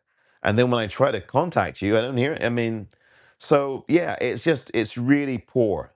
And it's bad. It just reflects badly on the person. It's a bad quality. And yeah, as you can tell, I don't like it. I've had this happen on a number of occasions, and I've had to just say, well, forget it. I'm not going to engage with people who just don't give a damn about time. Why am I going to do that? You've said to me that my time is not important. And you've said to me that I'm not important, or that you don't respect my time. And so therefore you disrespect me. You don't respect me. So anyway, you're right, Victoria. You took the word right out of my mouth. Oh, cool. No way. So disruptive. Oh yeah, this has happened many times, Victoria. Um, Someone literally did walk in. Well, not this. What I'm about to say didn't happen many times. But what did happen the other night at the comedy club? Yeah, this drunk couple comes in, disrupts everything. And to his credit, DL just kept going. And it was just ridiculous. It's ridiculous. And they've stumbled in. There's two empty seats to the left of me. And the woman sits in there. She misses the whole seat and falls down on the floor, drunk as a fuck, drunk as a skunk, and says this shit to me. I don't know what it was, some unintelligible thing. And she stared at me for all of 4 or 5 seconds, as I'm, trying to keep my eye on what DL's saying, and keep my ear open. And she's like this staring. And then about a minute and a half after that, Victoria, she gets up and leaves with her man, or whoever that man was with her. Maybe their husband, or they were a couple. And they left. Huh? Huh? They left. They left. They left the table and they left the club. Maybe they got ejected out of it. It was just the most bizarre thing. It was really weird. And so, how do you show up 45 minutes into the set of D.L. Hughley, one of the original kings of comedy, or anybody? I don't care. Even if D.L. was not one of the original kings of comedy, how do you show up 45 minutes late? And there was already a comedian that already warmed up the crowd, and you didn't even show up for that. I mean, you missed the runway completely. And then 45 minutes into the man's set, you show up, and then you're drunk on top of that. Typical California. I'm sorry, that was so typical of Californians. And I'm a Californian. I'm here in California. So typical. Hot ass mess there, totally. Beatrice with writes the following, and that was Victoria who said hot ass mess there. Yeah, it's a joke with that stuff. Beatrice writes, with so many forms of technology to communicate, there is no excuse for not letting folks know if you are late. I totally agree, Beatrice. And also, when you know you're late, for example, Beatrice, when I've had people who know they're late And they don't communicate on that technology until about 15 to 20 minutes past the time they were supposed to be there, and then talk about how late they're going to be. Dude, you're already late. And then and then if I ask you, okay, where are you? And then you don't respond for even more for another 10 or 15 minutes. It's just so classless. And listen, I've lost subscribers, I've lost friends, I've lost God knows what because I've just not put up with that. I'm serious. I put a really hard line on that these days. And like I say, I do afford grace to people who have the decency to say well in advance by text message that, hey, I'm going to be late. That's a good thing. Grace is important. And look, things happen, but don't fail to communicate. And then all of a sudden, when it's clear that you're already late, then you're telling me. You just don't care about my time and you don't give a shit about yours either. Anyway, there you go. Beatrice, thank you very much indeed. There is no excuse. And then and especially if you don't apologize after, oh my gosh. Mistyped, writes Golden Dawn about the earlier comment that I was not sure of. Golden Dawn writes, was typing and walking. Well, that is really bold of you to do. Be careful out there, Golden Dawn. Not easy. That's a risky venture, but thank you for trying and doing what you did. No problem at all, Golden Dawn. Thank you for contributing. I appreciate that anyway. No need to apologize to me at all. Thank you. I just was trying to figure out what you were saying, but thank you. It's no problem at all. Thank you, Golden Dawn. And Keith Johnson has said hello as well. Curious about what Justin Timberlake did. Well, yeah, Justin Timberlake. If you go look this up, if you have time to, Golden Dawn, I'll just say that on the Super Bowl halftime show in 2003 or 2006 or whatever the hell it was, um, there was a sequence in a dance routine with Janet Jackson and Justin Timberlake, and he was supposed to, I guess, pull off part of her costume, and that was supposed to perhaps reveal some other costume underneath or something. But what he did is he pulled the costume off, and for a split second, and nobody really saw this in real time anyway. For a split second, Janet Jackson's nipple on one of her breasts was exposed. And so everybody went bananas around that. And it was Googled billions of times. But the bottom line is Timberlake afterwards really was assigning blame, basically blaming Janet Jackson for this when really there was obviously a wardrobe malfunction, and Justin Timberlake was basically in a really skeezy way was dragging Janet Jackson, and the media obliged as well. Dragging the black woman, of course, is a national pastime in the United States of America. And so that's what happened. Janet Jackson was made out to be the villain, even though she didn't do anything. It was what Justin Timberlake did and what the costume folks did, but what Justin Timberlake did that made him the villain. But of course, you wouldn't have known that with the white corporate press and the sports press that we have in this country. Surprise, surprise.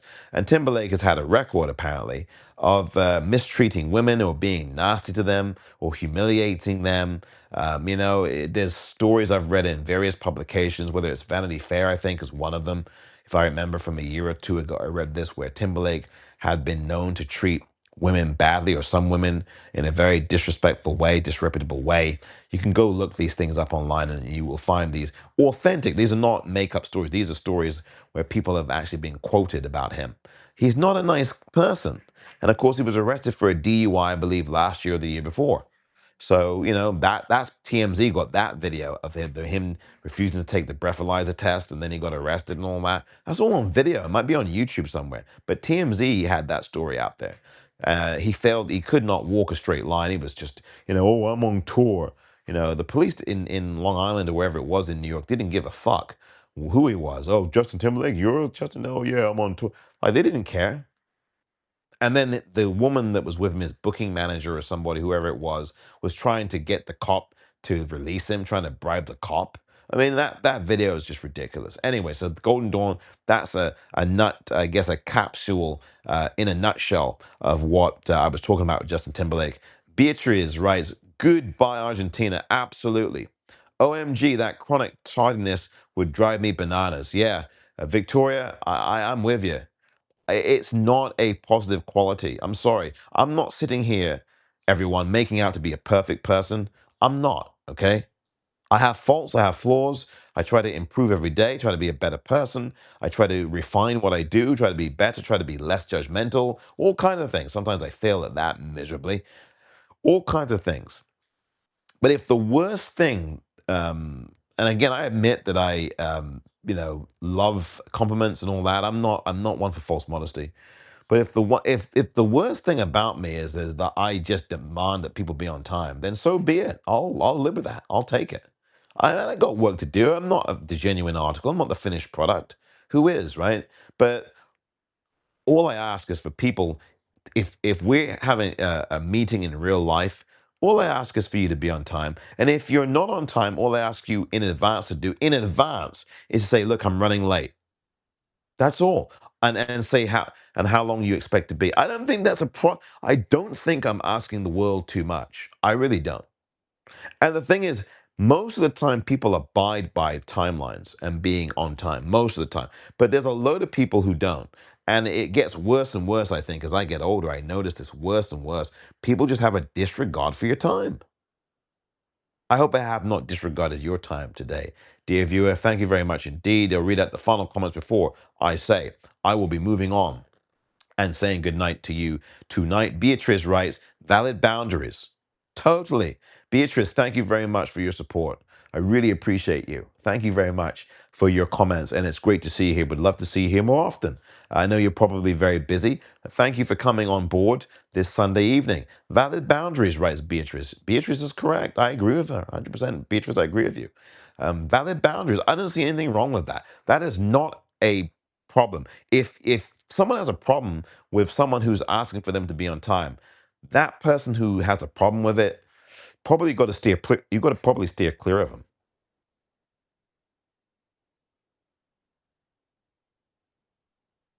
I mean, if they have a problem with you saying, you know, they have a problem with that, then yeah, you probably want to move on.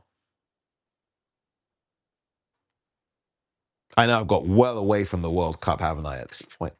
But part of that's my fault, really. I'm the one that really, I think, brought up the whole time thing. Adam writes, like Bill Nunn or Critical Bill says in the film, things to do in Denver when you're dead. Quote, life has a weird way of going by faster than any summer vacation. Yeah, that's really, really true. That's a great line. I forgot who wrote that. I have to go find out, or maybe someone will find out for me who wrote that script for that really great film, Things to Do in Denver When You're Dead. It was back in the early 90s, I think, or the late 90s, that film. Yep, that's a great line. Thank you, Adam.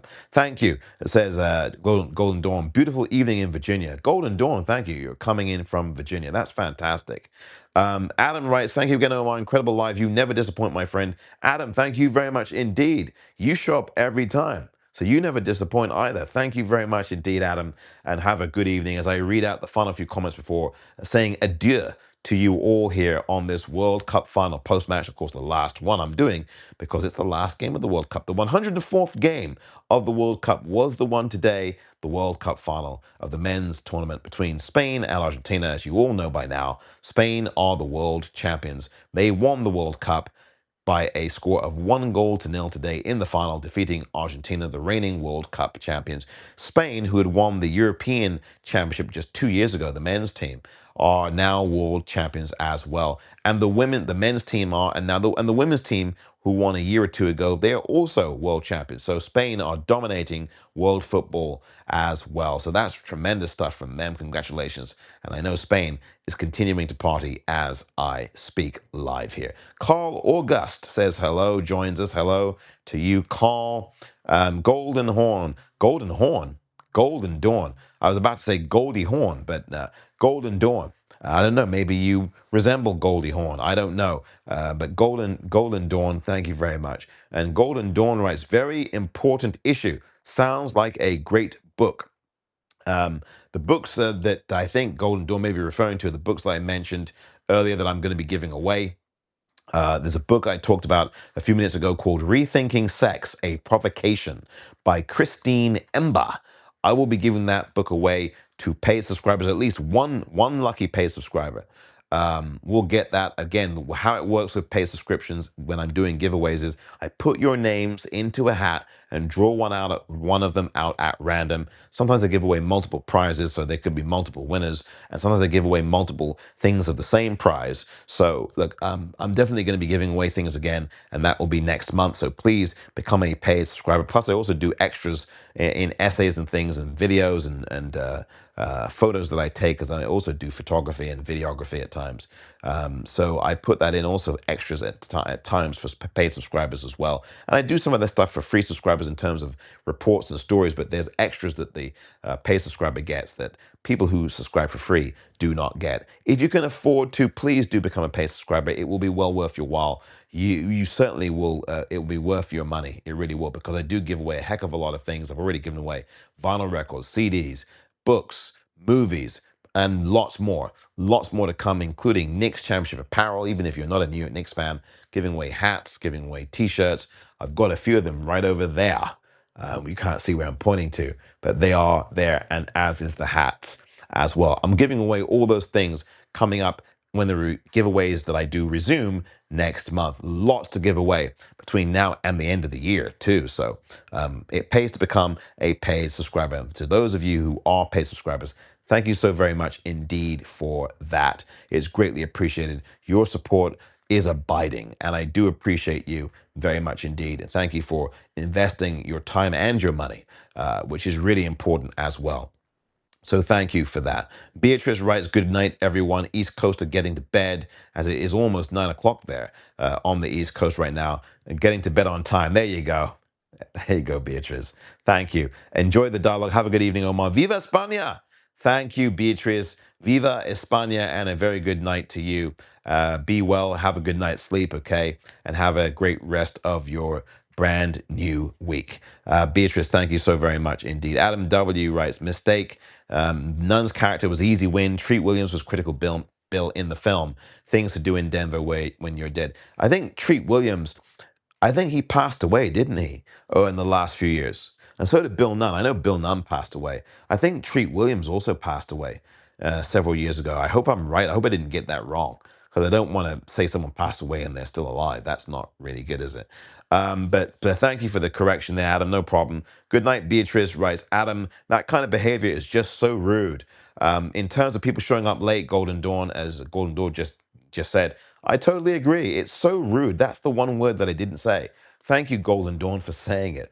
It's so rude to show up to a place late and just really either not say anything or just act like it's not a big deal or get defensive about it, or just, if you're going to be late, you don't let someone know until it's already obvious that you're late. Or then when they're asking you when what happened, you just don't say anything. And then get some communication, minutes and minutes later with some. It's like, I've been waiting here, you know, don't, I mean, that's just terrible. Or people, like I said, at the comedy club that I went to, and I'm going to post a picture because I took a photo with DL Hughley as well at the end of the night as part of a meet and greet for some of the people who paid extra to do that. Um, I'll post that picture of he and I as well in a few minutes' time as well as the book. I'll post the book Rethinking Sex, A Provocation by Christine Ember. I'm giving that away, certainly. I talked about that in conjunction with a live I did a week or two ago about consent, and also about things that are clearly not consent, obviously things that are rape. And also about Graham Platt. I did an essay on this as well, and how the media doesn't talk about gray areas and always invest in extremes. But then even when they invest in the extremes, does not educate people about why something is obviously very clearly rape, or why something is obviously very clearly in a gray area, or why something is very clearly consensual. I wrote about that, talked about it, and so I'm giving away that book. And that book is a very important book, and it needs to be read by everybody, particularly men, though. It's called Rethinking Sex, A Provocation by Christine Ember. That's one of the books I'm giving away next month for paid subscribers only. DL humiliated my, and yeah, showing up late in a comedy club is so bad too. Or people who go to a movie, and reserved seating can be one of the worst things, because people, because they reserve their seats in the movie theater, think they can just show up 15 minutes, 20 minutes into the movie. well, we've got the receipts reserved, so we can just come whenever we want. And that happens out here too, and I'm sure it happens anywhere. You've got a movie you've seen, you're watching, and seemingly everybody is in place. The seats in front of you are empty. And what happens 25 minutes in? Some couple or some individual comes in, ambles in, disrupts everybody in the row, which is terrible, right? And that's bad. And then sits plunk right in front of you. It's like, I mean, I accept people are going to sit in front of you who may be taller or whatever, but damn, why show up late and disrupt the whole atmosphere? It's very disruptive. Very disruptive. Anyway, yeah, that is so rude. Golden Dawn, thank you. Showing up late at the comedy club, it's just, or anywhere, it's just rude. It's very inconsiderate of everybody else around you.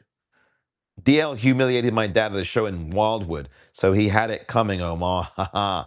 Adam, yeah, I mean, DL really went to town on the front row on Friday night when I was there on Friday night. He went to town on him, and some people were trying not to make eye contact with him, and he called them out and went in even harder on him. But so that was really funny. Yeah, never sit in the front row, writes Adam of a comedy club unless you are a masochist. I was in the second row or the third row. So he did not quite get to me. But I had a good view, very good view of the action and the humiliations that occurred. I've been roasted at a comedy club before. I sat in the second row uh, about 2 years ago or three. And Mark Curry, go look up Mark Curry if you don't know who he is. By the way, he also had a scrape with this racist ass hotel employee in a Colorado hotel that went viral a few years ago. Mark Curry, go look him up. He roasted my ass at a comedy. I won't even go into that now because it's getting way late for that. Vicky has joined us. Hello, Vicky. On again, says Vicky. Omar, Vicky writes, I missed you this morning. Yeah, I missed you too, Vicky. What happened? I know you've explained already. It's okay. Always apologize, writes Vicky. When people are late, that's a healthy thing to do. When people don't let you know they're going to be late and they know they're going to be late, and they don't say anything and then they let you know when they're already late, not good. And if you're going to be late or you know you're going to be late, let a person know. And as I said to Victoria earlier, and she said the same thing, she said this, people being late reflects poor planning and a poor concept of time. It just really does. So that's where I go with that. Thank you, Vicky. Made it back home now. Thank you, Golden Dawn, for making it back safely home. I'm very happy that you did. I can't type and write. I will fall. Vicky, yeah, we don't want that for you, and you don't want that for you. So thank you for that, Vicky. Please be safe. Thank you for your kindness, writes Golden Dawn. You're welcome, Golden Dawn. I believe in it. I invest in it. I live by it. Um, and if I'm not kind, someone can please let me know.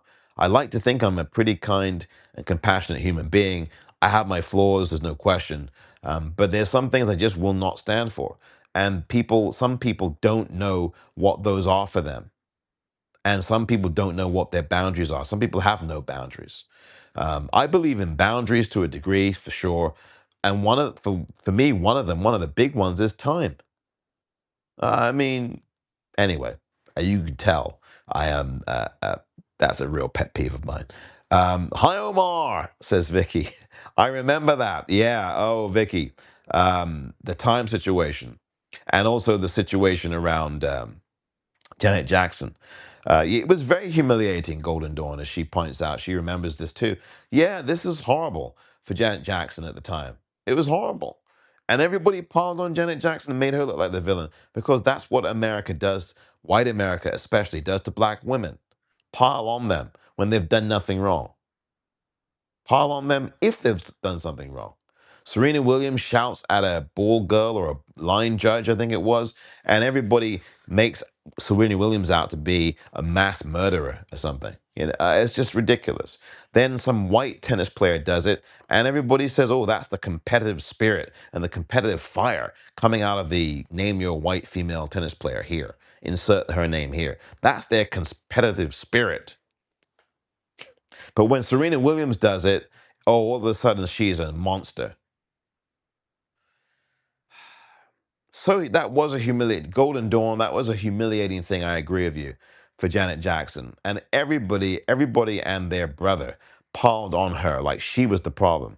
But again, the people who do this are racist. The people who do this are misogynistic or misogynoirist, and the people who do this are projecting their own problems and issues onto Janet Jackson, projecting their own desires or hang-ups or racism or misogyny or misogynoir onto Janet Jackson. That's what that is.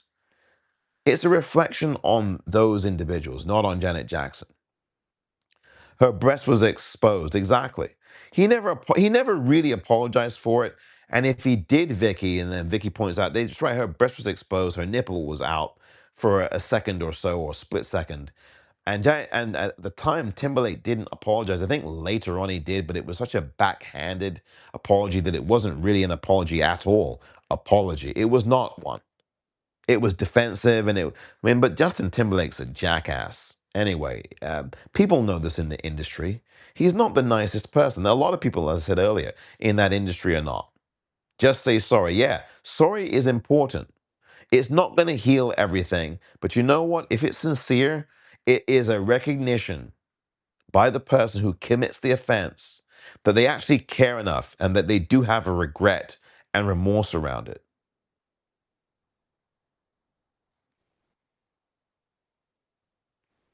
Golden Dawn. Okay, wow. I did not realize he blamed her. So unfair. Yeah, Golden Dawn. If you go look back, he really did it in a. He did it in a very backhanded way. Golden Dawn. And if you go and look this up, and you'll see, um, he really did not take any real accountability for it. And in the lack of accountability, that was the aspect of him tending to blame her. I mean, I can't remember the exact quote, but he essentially blamed her. And then I think later on, I think he had a bit more reflection about it, but the damage had been done. It's like the apology I talked about earlier today that the white female head coach of the Toronto Tempo, the WNBA team, made to the black female basketball player Angel Reese of the Atlanta Dream.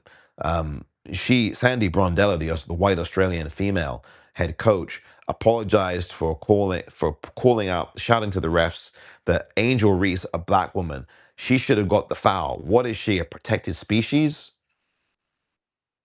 Yeah, that's what Sandy Brondello said a couple of days ago in a moment to a referee, and it was heard audibly by members of the Atlanta Dream, even though they didn't hear it audibly. This is the racism, and this is all over the place. And some people are dumb enough to open their mouths and expose their racism and admit who they are. And some are smart enough, half as smart, and more smart, and decide to shut up and just keep whatever's going on in their pinheads in their heads.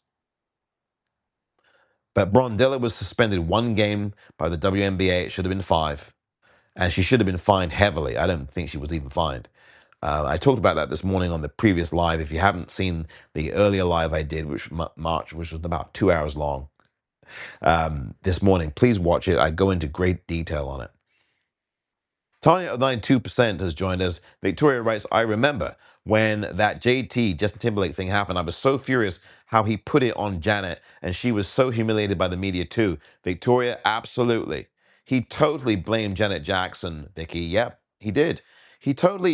The way he did that, and people can go and look this up, as I clearly remember it, he absolutely genuflected away from any responsibility around this and was so vague. He didn't support her at all. For example, he didn't say, you know what, this is a really horrible thing that happened, and I hope it never happens again. And I'm so sorry that I did what I did there and put her in a very uncomfortable position. She doesn't deserve that, and I'm sorry about that. And I made a mistake, and but he was talking about the costume, he was talking about this, he was talking about that, and blaming her, basically. Nothing about the statements he made at the time in 2003, whenever it was, assigned any sense of introspection and accountability to him. Not once. Yes, in the Hamptons. That was when, yes, in the Hamptons, that's exactly where he got arrested. Justin Timberlake in 2004, July, 2 years ago, July of 2004, 2024, pardon me. July of 2024, I believe it was, Golden Dawn. He was arrested on the Hamptons, absolutely in the Hamptons, absolutely on Long Island. That's absolutely right, absolutely right. He refused to take a breathalyzer test. He failed the basic tests that the police administered to him, and he acted all arrogant. And his little friend, say hello to my little friend. She decided to try to bribe the police and say, oh, the police officer, oh, well, call just this once. Can you let him go? Give me a break. See, that's the white privilege talking. As a white female, she was begging the cop, let him go. He didn't do anything. He is Justin Timberlake. And, how can you do this? I can't believe. Dude committed the crime. He was driving under the influence. That's a crime, young white lady. And if it was a black celebrity, and you saw some black assistant or black booking agent coming out there saying, just let her, about a black person wouldn't do this. They'd risk getting shot dead. So let me just get that out the way and let me not even bring up any analogy. But if a black celebrity had tried to do that, come on, man. You know what would happen in this country. Vicky writes, bullshit. Yeah, about Justin Timberlake. I'm assuming you're saying, Vicky. Yeah, it's just no. Hi, Omar. I missed you earlier. Yes, Vicky, I missed you too. But you are here now, and that is what counts. Golden Dawn writes, "I'm glad they did not care. Anyone who drives drunk should be charged. I have no respect for drunk drivers, and I know, as I know, so many parents," writes Golden Dawn, "and grandparents that have lost loved ones to drunk drivers. I am in childless support groups. I will look for you on Substack. Thank you. Golden Dawn, I'm so sorry. I really am about what's happened. And it's a horrible thing. It's a horrible thing. So I'm really sorry about that. And yeah, drink driving is awful. And this country is full of it with drink driving. And I'm sorry that you have suffered a loss, as you appear to be indicating here. And I'm very, very sorry for your loss. And thank you for trusting me and trusting this room with that information. And I am really very sorry that you are experiencing what you are going through and what you're experiencing and with this loss. It's an awful, awful thing. And there's lots of people who can testify, unfortunately, to the very same experience that you have had, Golden Dawn. Losing a child is a very, very extremely painful thing.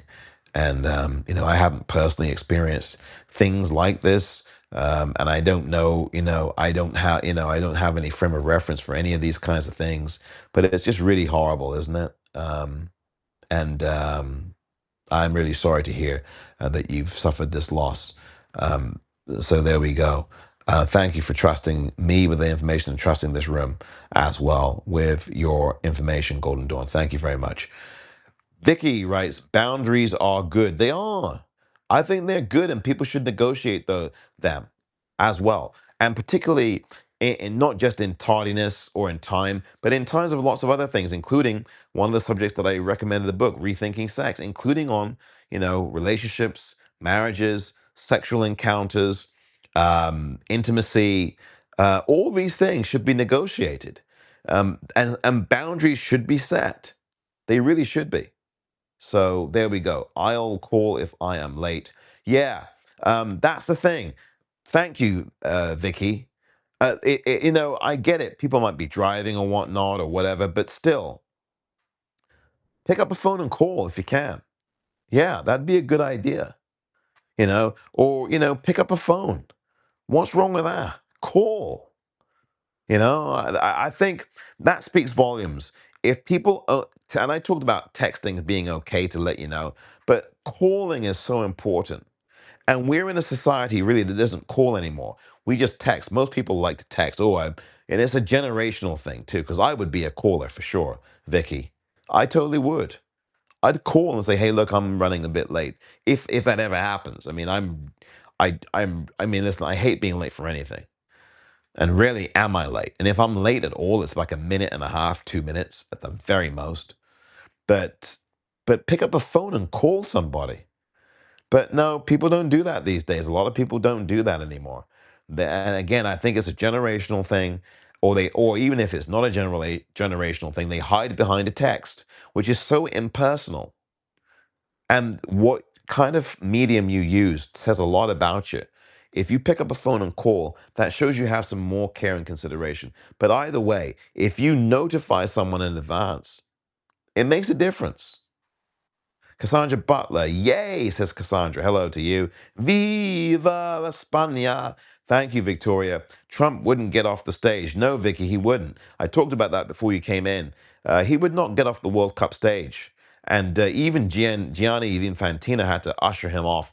And finally, he did, and Spain really let loose with the celebration once Trump was shuttled off the stage, shuffled off. I mean, he loves to be part of the stuff that he has nothing to do with, doesn't he? Do you notice that about him? He did it before last year in the same stadium with Chelsea when they won the Club World Cup, which is a different tournament, but still a tournament that was won. And Trump was standing in the middle of the celebration when they were lifting the trophy. Like, what are you doing standing there during the trophy lift in the middle of the team? You didn't kick a football, and they didn't want you up there. It's just hideous, man. And a malignant narcissist to the very last, isn't he? You knew though, didn't you, that he was going to do this at some point. I predicted that if he was going to be there, he would want to find a way to get in the camera shot. Just a really weak and vain human being. Very small. Golden Dawn says, "Love Goldie Hawn." Gosh, that name. That's why I misread your name. I think Golden Dawn. Carol Phipps has joined us. Hello, Carol. Goldie Hawn went to my high school, writes Vicky. Really? Wow. I want that book. I'm a paid subscriber. I think Vicky's referring to the book Rethinking Sex by and let me re-say the title. Rethinking Sex: A Provocation. That is the full title of the book. It is by Christine Emba, and yeah, it's a good book. It's a random drawing of names for paid subscribers, right? I might give away more than one copy of it, Vicky, but I know you're a paid subscriber, and thank you for being one. But your name will definitely go into the hat, Vicky, for sure. Okay. I can't guarantee that you're going to win, but you're a paid subscriber. You definitely have a very, very good chance to win. And I will give away more than one copy of the book. I'm making that official now. So your chances of winning will definitely increase as a paid subscriber. So again, very, very important book. It's called Rethinking Sex: A Provocation. It deals with consent. It deals with all kinds of, I don't want to give the book away, but it deals with so many issues in between. I've written about the book. Oh, I mentioned the book in an essay about Graham Plattner that I did. So please, folks, become paid subscribers. You'll have a real chance to win. Vicky is one of them, and she definitely. Vicky, you're going into the hat, and I'll be giving away more than one copy. Yes, Rethinking Sex seems like such a misunderstanding between men and women. Golden Dawn. Um, I agree with you. I did this at length. I'm going to do another conversation about that Golden Dawn when I come to give away the book for paid subscribers. So please join that conversation. It'll be coming up in the next few weeks.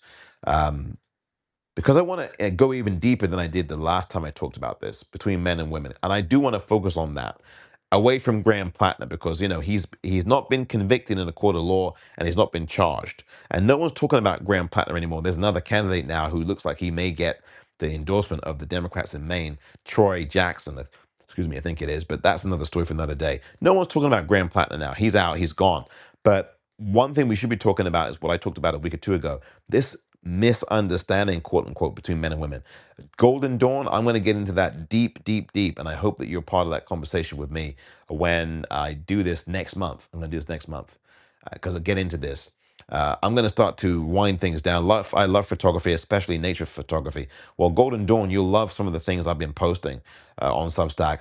I did an essay on being in New York City last month, and I put a couple of nature shots in there, one of Central Park, and I do a lot of photography when I have a chance to, especially, and do some nature photography too. So thank you, Golden Dawn. Please, I appreciate your support, and consider if you can becoming a paid subscriber as well. But Golden Dawn, I'll have that conversation, and it will be an adult conversation. It'll be frank. and open and honest and direct, which it always is with me. I don't pull any punches with any of this, and I will really get into this and have a real conversation with all of you, and we'll all talk together about this, and I'll give you my thoughts on a lot of this between men and women, and misunderstandings and quote things that are not misunderstandings and things that are either consensual or downright rape, and then this area in between. Okay, all of these things I'm going to be talking about again coming up in August, as Vicky points out. Good night, Golden Dawn. Yes, it's so sad about Treat Williams. Yes, it was a motorcycle accident. Treat Williams did pass away a year or so ago, writes Vicky. Treat died in Vermont after being hit while riding his motorcycle through his hometown, says Adam. And drinking drunk is even worse. DL Hughley, writes Vicky. Yep, DL Hughley, I'm going to post a photo shortly of he and I together at the local club, Cops Comedy Club, here in San Francisco a couple of nights ago. I'll post that to you right after this. The battery's running, and I don't want this to run out like it did last week. Treat Williams hated Trump, writes Adam. Vicky says she remembers it was a good discussion about what I talked about: sex, consent, and then gray areas, and then rape. Right, and I'm glad, Vicky. I'm glad you remember that conversation. It was a really good discussion. I'm glad you see that, you feel that way, Vicky, because it was. I mean, if I may say so, but it really was, though. I think we had a lot of good dialogue in that conversation, and I'm going to be doing that again, Vicky, next month. So thank you for remembering that, Vicky. I appreciate it very much. Let me read this out here. Some of his last tweets were eviscerating the orange monster, writes Adam, of Treat Williams. So Treat was a hero. Yeah, he was. Vicky, they are rude. Yeah, people who stumble in late to comedy shows are rude, or anything late like that. They're just rude. Coming into an opera late, coming into anything late like that, movies, whatever it is, it's just downright rude. Yeah, the comedians do interact with the front two rows. Absolutely, it's part of the show. You're right, Golden Dawn. That happened to my son and I last night at the Odyssey. I was so mad. I mean, hope you enjoyed the film. I'm going to see that film soon. Victoria Spalding Burford writes that someone did that to her and her son last night at the Odyssey showing. That's just inexcusable. And it happens even more during with reserved seating. It gives people even more of a license to be lazy and rude and late. Can't get off their duffs early enough to get to a theater in time.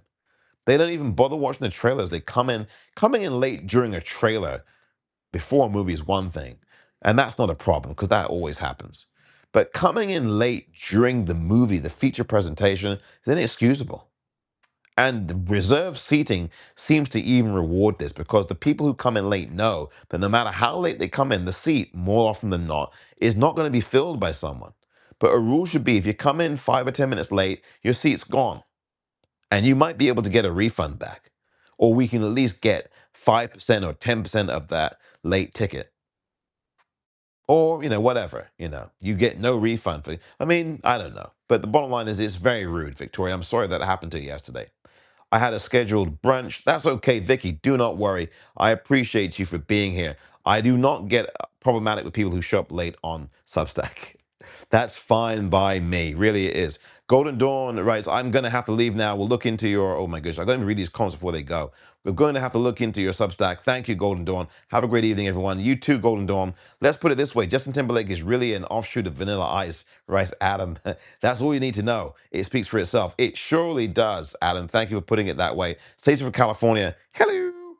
My grandson called, writes Vicky. And Tanya of the 92 cents says, Hi, Omar and all. Joined late. There's no problems. Just seeing what's going on. We had a long conversation about the World Cup final and the post match. This has now gone more than 2 hours, which of course I didn't intend it to do, as I don't want to waste your time any more than I probably already have. But you're still here, so maybe you do like this. But thank you. I remember that Janet Jackson got all the blame. She sure did, Vicky. She sure did at that time. Entitled punk, she writes, of Justin Timberlake. Absolutely, he is, and still is. It's a crime. It is a crime. It's a total crime. Thank you, Vicky, for saying that. Susan Huffland has joined. Hello, Susan. Losing a child is the worst ever. It is. Golden Dawn again. Thank you for your trusting me and this audience with your personal information like that. It's a very, very painful thing. Thank you for opening up to us and trusting us and sharing this. It's such a horrible thing. All boundaries, writes Vicky. Yeah, boundaries are very important. Again, they can be negotiated, but boundaries are very important for human beings. They're healthy things. Sometimes you want to cross a line, but if you're going to do it by consent and communication beforehand so that you can play with that as part of because this is going to be part of the conversation I have next month about rethinking sex and about Christine Ember's book and the giveaway for paid subscribers of that book and just my thoughts about this and your thoughts about this. I'm going to talk about crossing the lines and defining boundaries and all these different things that I think is really necessary, especially when you're talking about men and women and sex and intimacy and all these things. That's a must listen conversation coming up in August. Please be here for that. Please become a paid subscriber or a free subscriber. Paid subscribers have more fun here because they get to win prizes. So thank you very much indeed for that. Calling is very important. Yes, it is, Vicky. Jazza Jazz has joined us. When someone texts you from long form conversation, it's just another way of them saying they don't want to talk to you. I have no problem ignoring such people, writes Adam. Yeah, I agree, Adam. I don't like that either. It's a very immature thing. It's something that I expect a teenager to do, but not a grown ass adult. I agree, Adam. It's not good form. And after Trump, writes Vicky, trash Spain, he just had to put himself in the center of the places he isn't wanted. Well said, Vicky. I agree with you. I looked at the book and the information about it. Goldie Hawn was 2 years ahead of me in high school, writes Vicky. I saw her in one of the school productions. Wow. We had great performances in high school. I was on the stage crew. Excellent, Vicky. Bravo to you. Romaine Voigt has joined. Adam Rood was a great Canadian independent film starring Clark Johnson and Stephen Shelley. Thank you for that information, Adam. Stephen Shellen and Jason Gale has joined us. That is it. Jason, thank you for joining us here. I'm going to say goodbye because this battery is about to run out. But I want to thank you for those of you who came in late. Fine, I'm not upset at you. Okay, I know, I know.